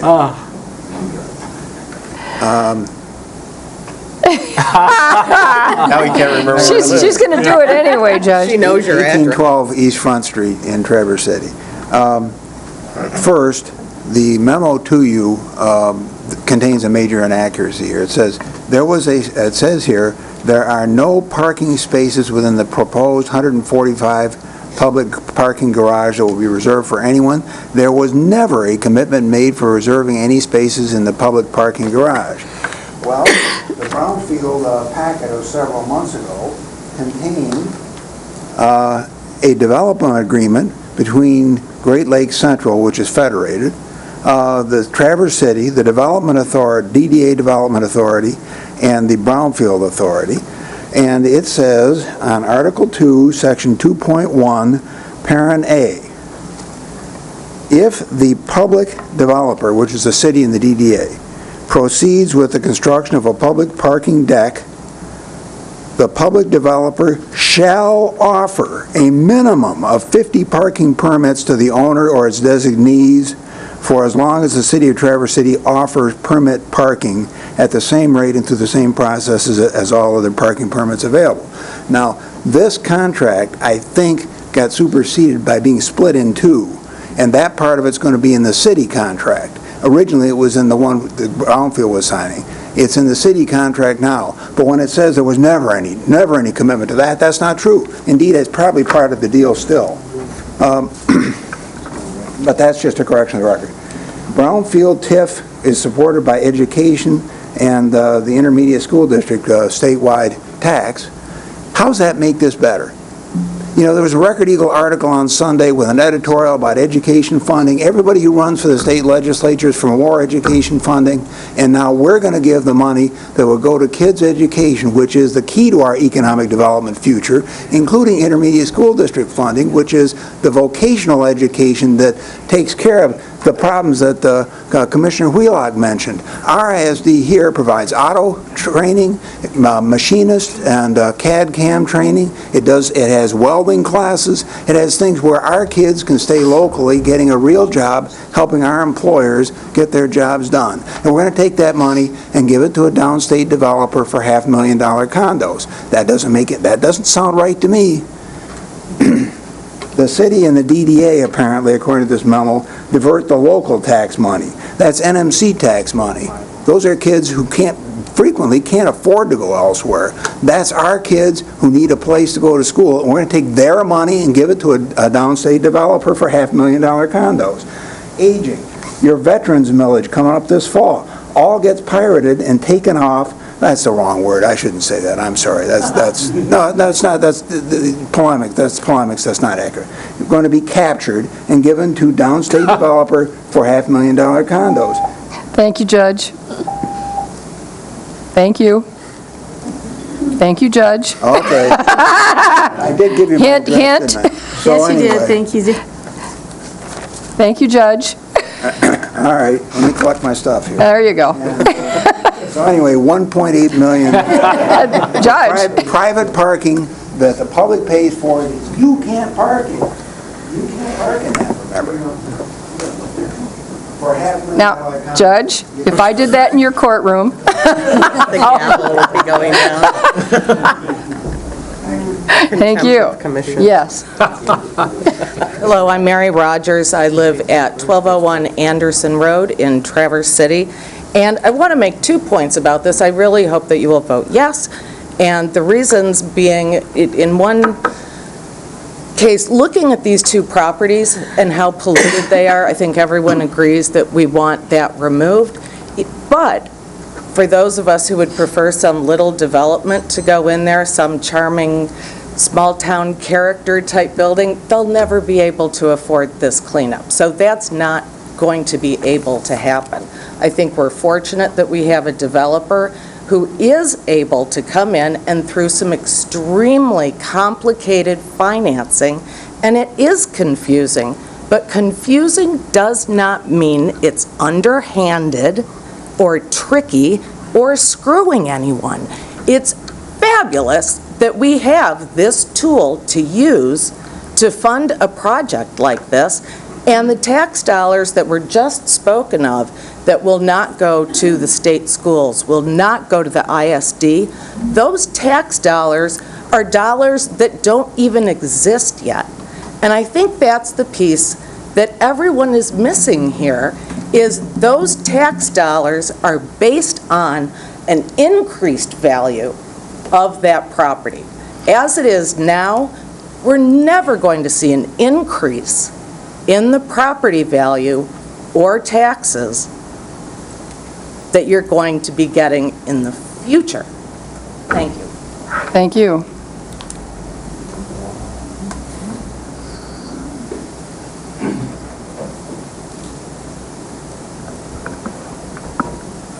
I'm Chuck Judson. I live at 6861 Franklin Woods Drive and have a business in the downtown area of Traverse City. I'm also the current chair of the Traverse City Downtown Development Authority.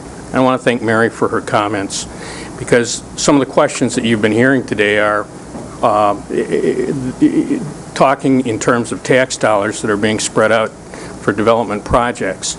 Tax increment financing is based upon a premise that's been widely accepted and utilized in this community for a number of years, where there's a tax base that exists based upon non-development or inefficient development. And as development occurs, the taxes increase. The taxes that increase are used as a reimbursement for public infrastructure payments that need to be made. If you take a look at the last 25 years of what has occurred using this tool in the downtown area through the two tax increment financing plans, you'll see the base of the downtown. I always think of the Ironworks project is probably the best example if we're trying to take a look at that. And you got some statistical information in your packet today.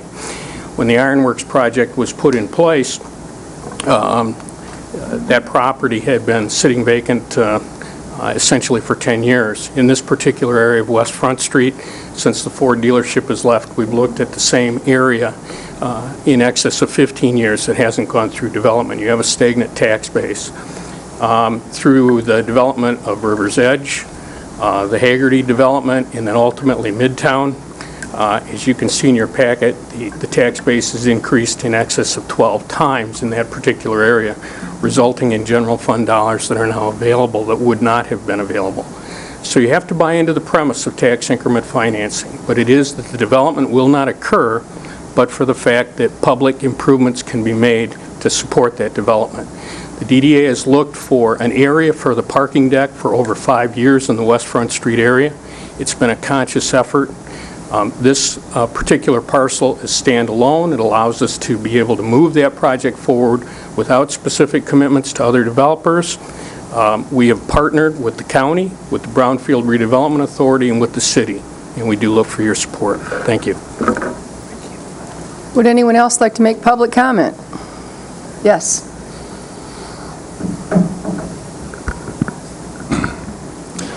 Kent Anderson, 429 South Garfield, resident.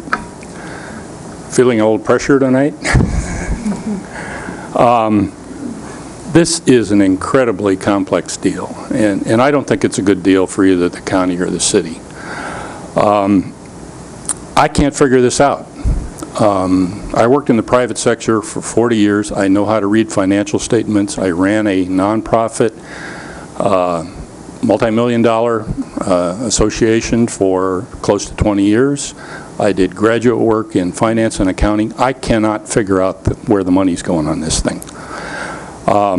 Looks to me like the major benefits to this are to the developer.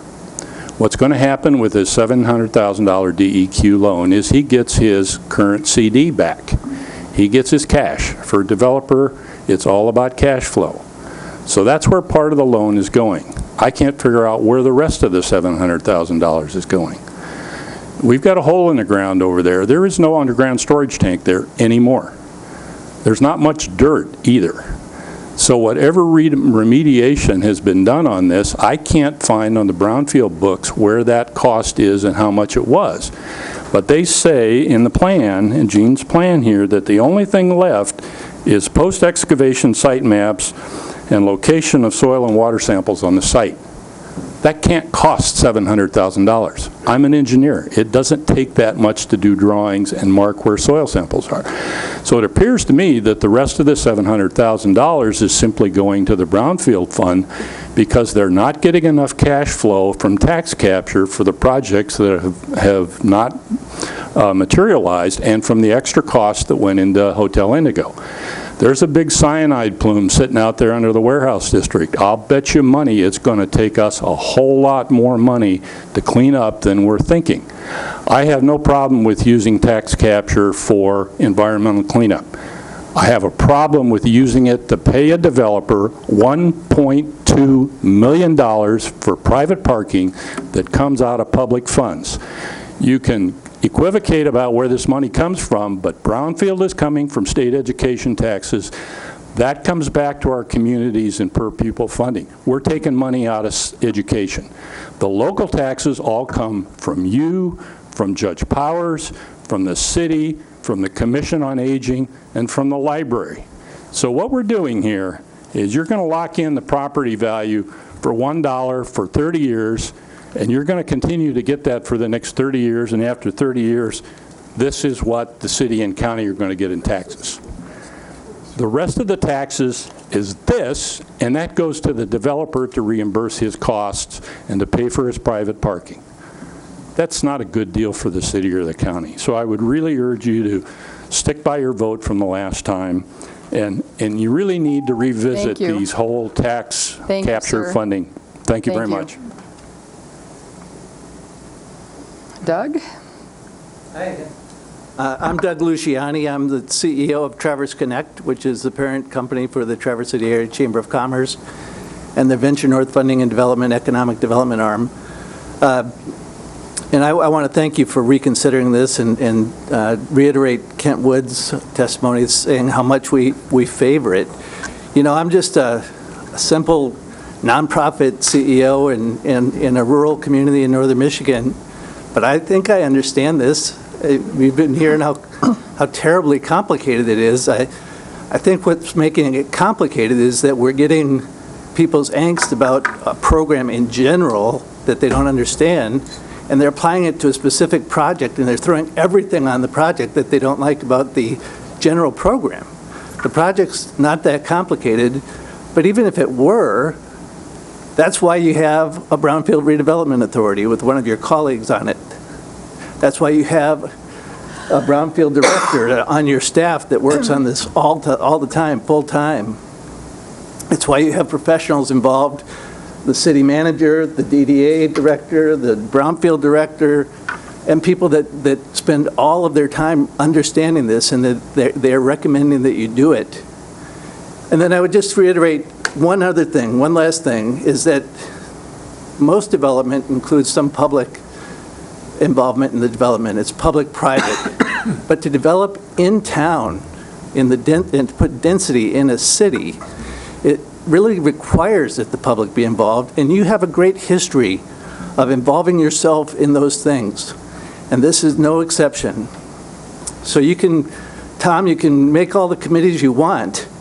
You can go talk to whoever you want, but if you don't support and use the tools that you have, those are the things that people will be watching about whether or not they want to come to Traverse City or Grand Traverse County. So we urge you to support this and to reconsider your vote. Thank you. Thank you, Doug. Anyone else?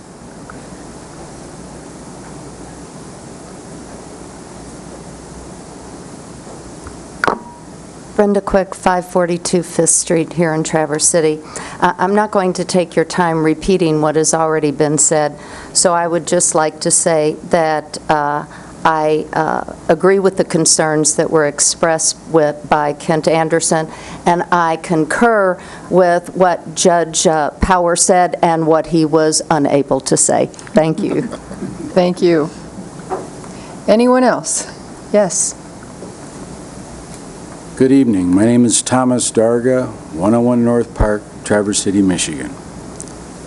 I'm not sure, I'm conflicted whether or not I should even speak. I'm one of those developers that has worked through the brownfield plan that was put in place many years ago.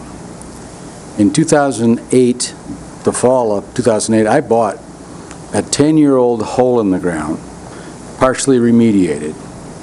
In 2011, we put the first operating business in place in 101 North Park.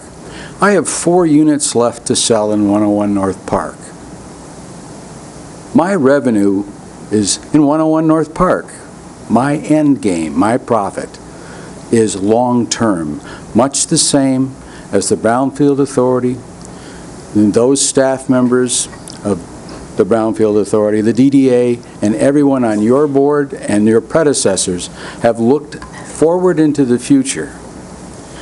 In 2008, I paid for the property and bought it outright. Its tax bill was $125,000. The day after I bought it, my ongoing tax bill for that property, while I was developing it, jumped to $175,000, a $50,000 revenue item that continued to flow through unabated through the whole project as I developed that whole. We now produce in tax revenue $1.6 million per year. Our brownfield commitment has been paid off this year. So when you talk about success, look to yourselves and look to the staff that you support. I would have you look at each agreement that you make with the same scrutiny that this public sector has asked you to, and perhaps Judge Rogers in his deliberations over it misread or misunderstood the fact that the developer may be paying the same rate as any other citizen for those 50 spaces, but he's allowed the ability to pay for those 50 spaces, much like Ross Biederman does in the Hardy Deck. Your plans work. I congratulate this deliberative process. I congratulate the staff. It is complex, and I welcome the deliberation in the public sector, and I look forward to a successful vote. Thank you. Anyone else? Going once? Going twice? Public comment is closed. Thank you all. I will bring it back to the commission. Before we have discussion, is there a motion? Moved by Commissioner Kropa. Is there support? Supported by Commissioner Wheelock. Discussion. Commissioner Wheelock? Well, I think, while this project seems to be complicated, and it is, because every time we deal with a contaminated site, every time we deal with the development, particularly in the core of our community, it's complicated. Property values are so expensive, the property is so expensive, the cleanup is so expensive. But as we talked about earlier, we have to use every tool we have available to us to develop property, to create jobs, and to bring value. Back a number of years ago, we've talked about the demand for and the cost of providing services. The cost to provide residential services based on the amount of tax revenue that the community gets is like $1.36 worth of services are demanded for every dollar of tax revenue. If we can increase that to commercial, we're down in about the 84-cent range. If we can get down into industrial developments, we're down in the 68-cent range for every dollar of tax revenue we get. This hole in the ground that we have there today is not providing us any tax revenue to amount to anything. It's been nothing but a hole in the ground and an eyesore to the community for 10 years. We need to do something to help encourage the development of that parcel of property. This tool gives us that ability to do that, and I hope the fellow commissioners will support this and move forward. Remember, Brownfield Authority's #1 responsibility is to clean up do environmental cleanup. And this is the way we do it. We do it with these tools. We clean up the environment, we redevelop the unused and underutilized property, and we put that property back on the tax roll. It benefits our community long-term. Dr. Johnson? Yeah, since we voted on this last, I've done a lot of research, talked to a lot of people, and I think everybody that has sat down with me and with some of us and kind of explained this.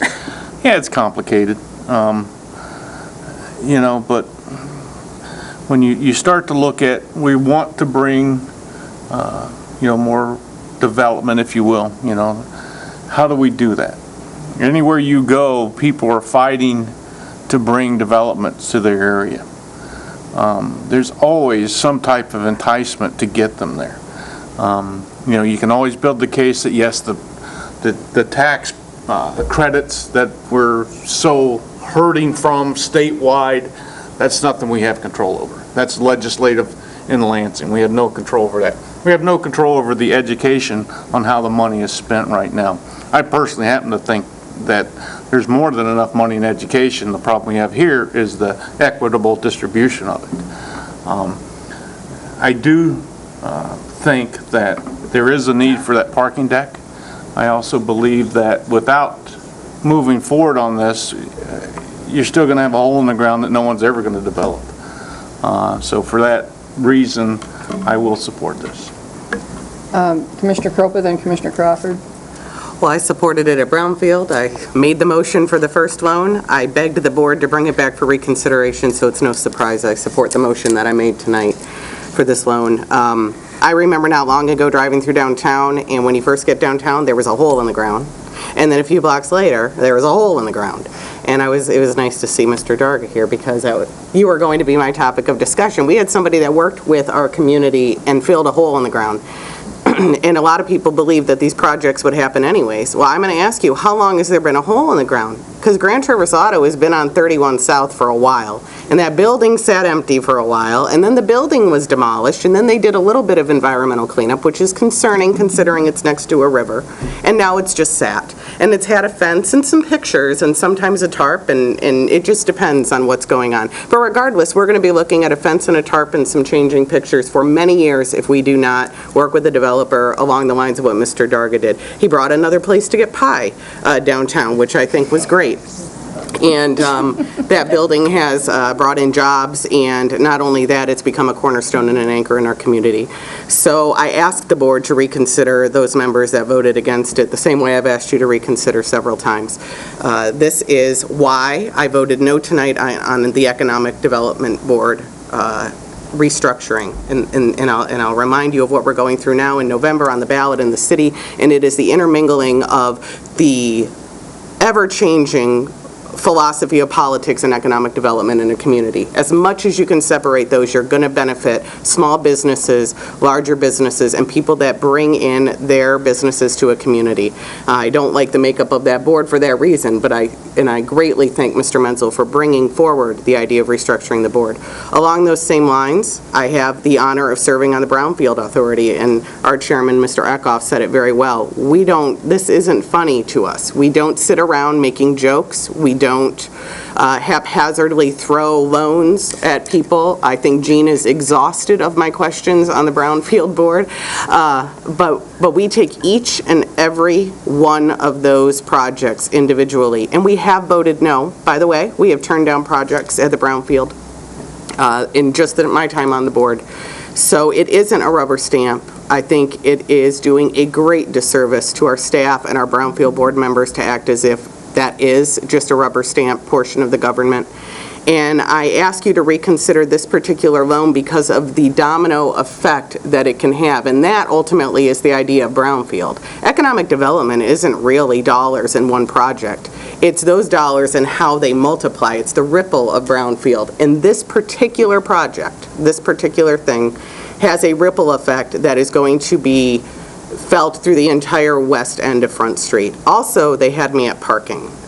We have a significant and tremendous parking problem downtown, and I am thankful to the developer that's willing to work with us and come up with a solution for the community there. So I will be supporting this, and with great thanks to Jean on your work. This has been a tremendous amount of work for you. And thank you to Mark and to our entire Brownfield board. Scott is here, Chuck is here, Ross Richardson. We have Mark Crane, Hans Van Summeren, and Tom Menzel bailed on us a couple meetings ago. But we had Tom, who was an integral part of discussions as well. And I want everybody to come watch those meetings. They're televised. It's very transparent. You can see what's going on, and I encourage everybody to be a part of that, because this economic development corridor that we are talking about on West Front is critical to a whole lot of other projects, and this comes from someone that represents the townships. I do not represent downtown, but I see the value in the growth of downtown, and I ask all of you to think about how you would feel about driving by a hole for another 10 years on the former Grand Traverse Auto property. So. Commissioner Crawford was next, and then Commissioner Klaus. Everybody in the room can agree, this is very complicated financing. Most projects have very complicated financing between small business loans, large business loans, all kinds of things go into giant projects like this. But there's a couple things that are extremely simple. It needs to be cleaned up. It's a site on the Boardman, needs to be cleaned up. I agree, it's a hole. Get it cleaned up. Number two, it needs to be back on the tax rolls. We're never going to increase our tax base if we don't actively participate in getting good developments back on the tax rolls, actively paying taxes. And we need more parking. It's pretty simple. It's one of the reasons I am an event director for the Cherry Festival is because I get a parking pass. That's awesome. Because otherwise it's almost impossible. It's impossible to park when we have large events, film festival, Cherry Festival, all kinds of things. So we do need the parking. A lot has been said this evening about the developer being handed money, giving money to private developers. There's somebody missing in the room today. We've heard nothing from a private developer. A private developer who is going to benefit from the money isn't here begging us for the money. What we've heard is from community leaders, planners, from the city, from our county departments, from our Brownfield Authority, in support of this plan. None of those people have any financial interest in this. The one person who has some financial interest in it, besides all of the taxpayers, isn't here begging for money. So there's been a lot said about handing money over to a downstate developer. That's not what's happening here. That is not what's happening. We are deciding to move forward and develop this property in our own neighborhoods for our own benefit. So, thank you. Commissioner Klaus? We're not really here voting on Brownfield. We're voting on a DEQ $700,000 loan. That's a $33 million project. That's 2% of that project. I don't think the project won't go through for 2%. So I think that there's much more involved that we're not hearing about.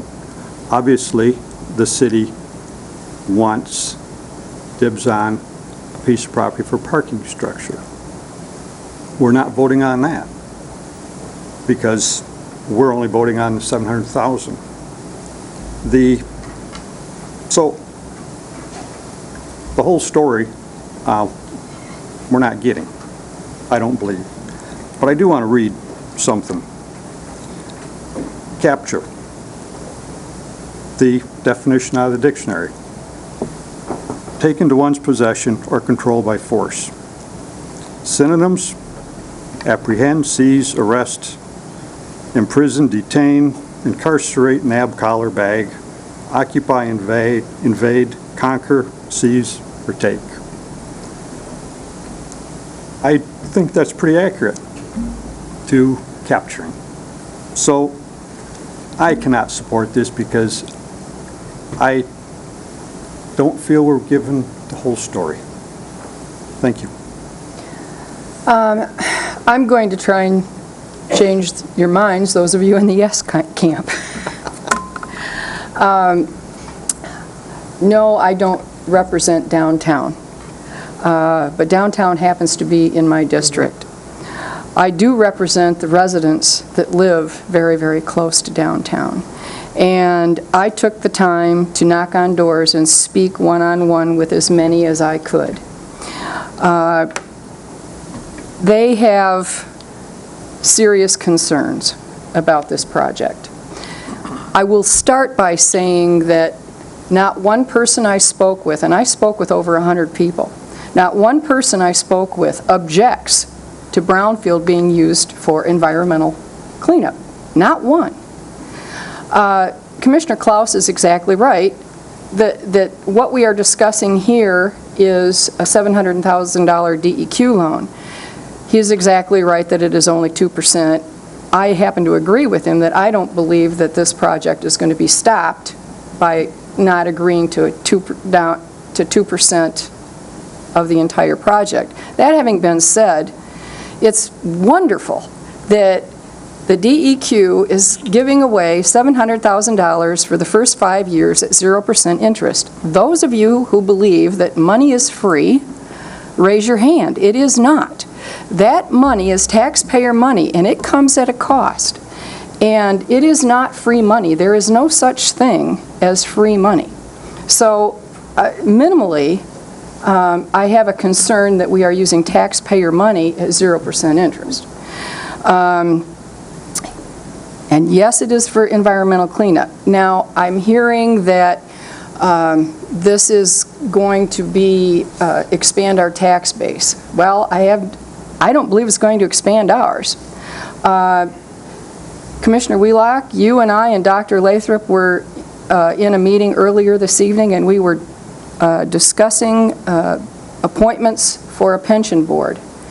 And we told all 5 applicants, our revenues are flat. Our expenses are going up. Some of the reasons that our revenues are flat are TIFs, pilots. We are not allowed to create TIFs. We are not allowed to create pilots. The city does that. We have no say in it. Renaissance zones and brownfields. Now, brownfields, to clean up environment, I think that's an extraordinarily good thing. We absolutely need it, especially being close to the bay. But that program, the brownfield program, has been expanded to have other eligible activities funded, i.e. $1.2 million for underground parking. The overwhelming response that I got from citizens, and the last person I spoke with was this morning in Tom's West Bay, and she happened to be checking me out as I was buying a roast chicken. I asked her, all I said was, how do you feel about the West Front Street parking deck? And she said, I don't want it. I said, why? And she said, I don't like the convoluted funding. I heard that over and over and over again. I do have a concern, and I would like to ask Jean about it. Hotel Indigo has made a formal tax appeal. What impact will that have on TIF, on brownfield, because we are pledging the full faith and credit of Grand Traverse County taxpayers on this loan? What impact will that have on the anticipated TIF capture, the anticipated brownfield capture, and what will happen if a development is built here, which we're not going to get any tax money from, and day after it's built, it's appealed?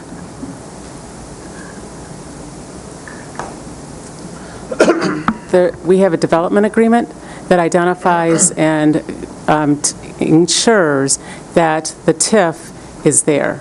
So if there is an appeal, there's an exhibit within that development agreement that's a legal instrument that if the appeal goes down, if you have to have that same tax level, so if the appeal goes down, he has to pay the difference between what the appeal has and what the agreement identifies. So the Brownfield Authority has done all of their due diligence to identify that if we have a $700,000 loan, that we have to have a stream of income, and that he has agreed to.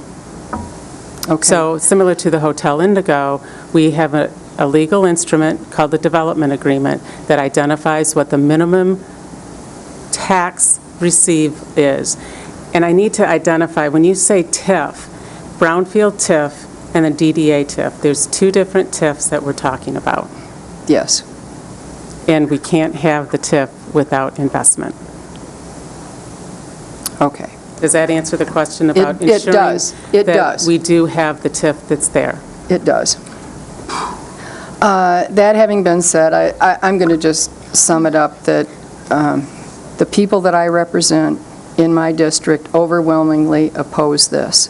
The city residents, many, many years ago, voted overwhelmingly, I believe it was around 70%, opposing the federated parking deck bonding. I want to be clear, it was bonding. Michael Estes won his election over Linda Smyka 2-1 because there was such disagreement between the commission and the members of the public that live inside the city. So I am not going to support this, and with that, I'm going to ask Bonnie to call a roll call, please. Klaus? No. Wheelock? Yes. Kropa? Yes. Lathrop? Yes. Johnson? Yes. Crawford? Yes. Max Bauer? No. Motion carries. Do we have any new business? I don't see any. All righty. This is our second opportunity for public comment.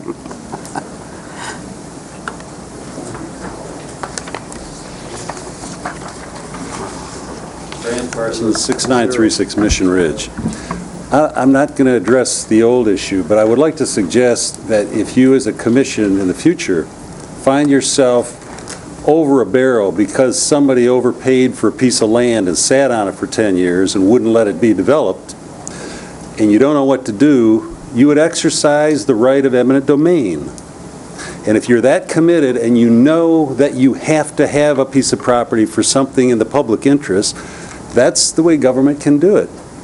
You can say, we're not going to be held hostage to somebody that overpaid property and now is waiting to speculate on tax incentives to get him or her out of it. What we're going to do as a government is step in, we're going to condemn the property, the whole, then we're going to have it assessed, we're going to pay fair market value, not a jacked up tax incentivized steroidal piece of property. And we're going to do what's really hard, which is the government's duty to defend and protect the taxpayers who keep getting it in the neck. The roads go to hell around here, the schools are closing, and there is a boom, but not really. And you are our fiduciaries, you're our corporate heads, and I appreciate the time you spend doing this, but there's another way to do it other than paying blackmail in the form of incentives for people who have jacked unfairly the price of land. And I hope you will at least talk to the corporate counsel of your choice and say, what is our right to exercise eminent domain if we think a property is so important that we need it for our economic survival as a county or a city? I believe your counsel will tell you there's a different way to do it. It's cheaper, doesn't involve tax incentive blackmail. Thank you. Anyone else?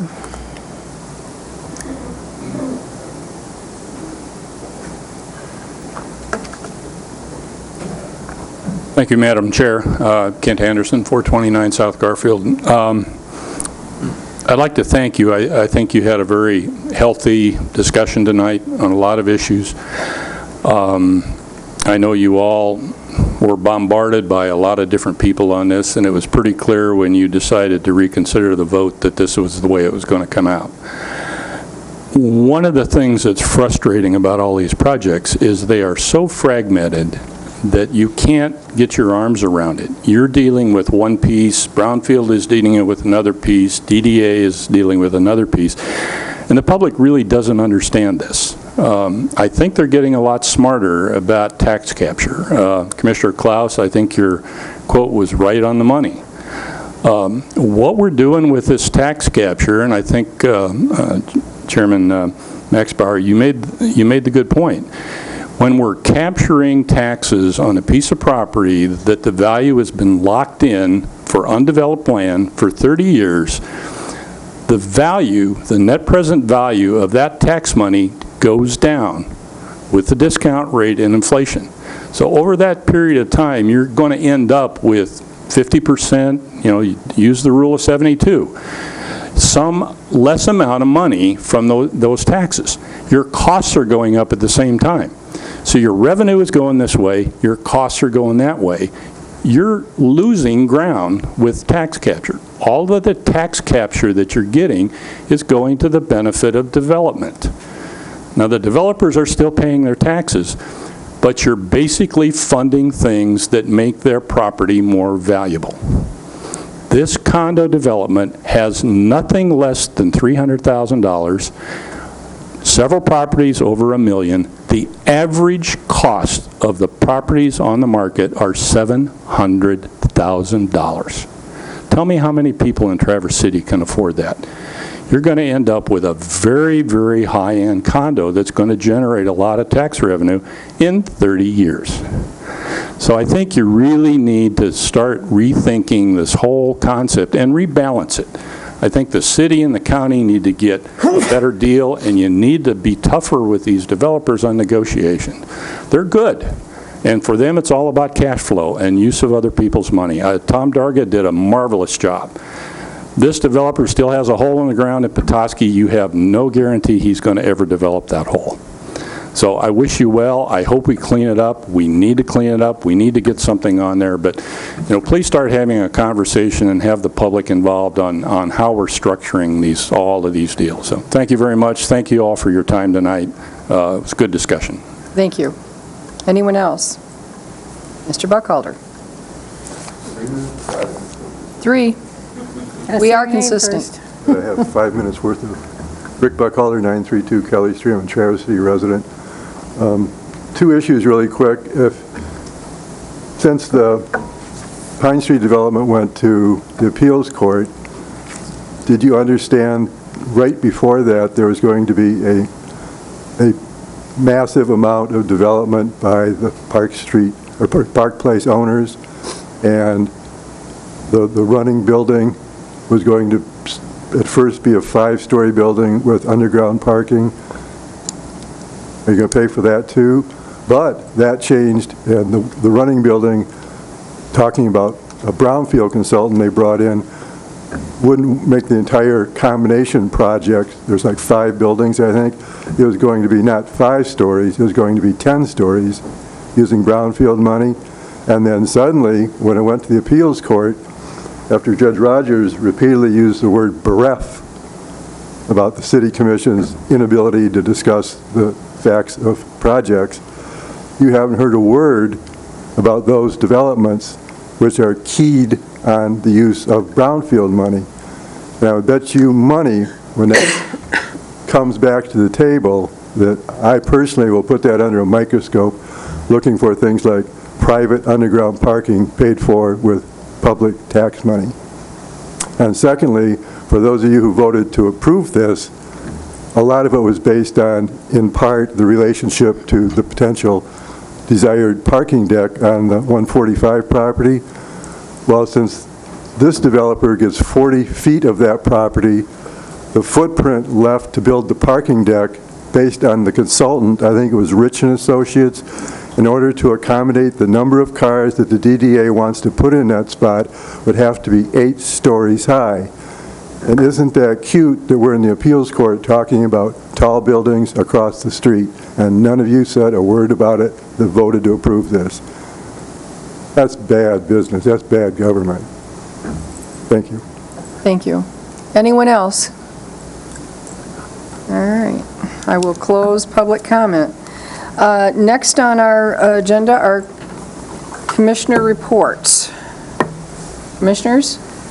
All right. I want to let you all know that I did get an email today from Chuck Welch, who is on our Substance Abuse Advisory Board. And he would like to know, I'll just read you his email, and I told him I would get back to him on an answer with this. As the board's representative on the NMRA Substance Abuse Advisory Board, I wanted to include you in the board in a request from Dan's House here in Traverse City for liquor tax funding.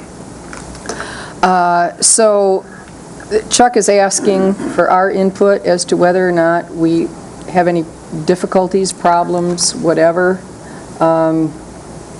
with a request from Dan's House for liquor tax funding. Request to who? It would be a request for Grand Traverse County liquor tax money, which is dedicated by law to substance abuse. Right. But isn't it the exact amount that we pay as our... No. No. We have extra dollars on top? No. We have less. That's what I thought. We have half as much as we used to have. Exactly, so how would we then... No, what he is asking is, do we support Dan's House receiving liquor tax funding out of the liquor tax funding pot that we receive? What, can I add something? Yeah. I sit on the NMRE, the Northern Michigan Regional Entity, that oversees several community mental health agencies and also the substance abuse dollars, the liquor tax dollars. The liquor tax dollars all go into a gigantic pot, and the counties ask for it. It's not Grand Traverse, we get this much from Grand Traverse, so this is how much you get. You have to ask for it to get it. So if we want some of our liquor tax dollars that is collected in Grand Traverse County to come back to us, this is how they're asking for it. Don't we ask for the most that we can get, though? I would have to talk to Chuck. Yeah. But in any event, that's not his question.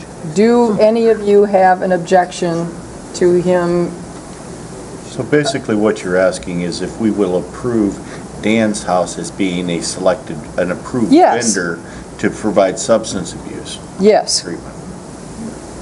Anybody have heartburn about that? All right, I will respond to him. If you take the dollars, they're earmarked for specific types of services, I thought. Am I correct, Chris, or? Well, does everybody know what Dan's House is? It's in Garfield Township. It's a wet I'm pretty house. aware with it. It is a wet house where people go, and it's a safe place to drink. Right, that's correct. But they do not provide any counseling that I am aware of there. No, my understanding of Dan's House is basically they have very serious alcohol issues and other treatments don't work. You're there for a safe place to allow you to drink. I would be opposed to substance abuse dollars being used for a project that does not provide substance abuse treatment. Yes. All right. Me too. You know, unless we can document that this facility is providing substance abuse treatment, I'm not prepared to give them substance abuse money. Then that is what I will tell him. All right, that is how I will respond. I think Jen's going to lose her mind. Jen? You good? Gonna make it. All right. I can get you the documentation that shows exactly. I mean, All right. Again, it's complicated, just like everything else, how that happens. Moving on. Nothing we do is easy. Moving on. We No, would like to it's get not. home before midnight here. At least I would. Notices. None? Closed session? No? We are adjourned. Thank you. No study session next week? I will know tomorrow morning. Okay, I haven't seen an agenda or heard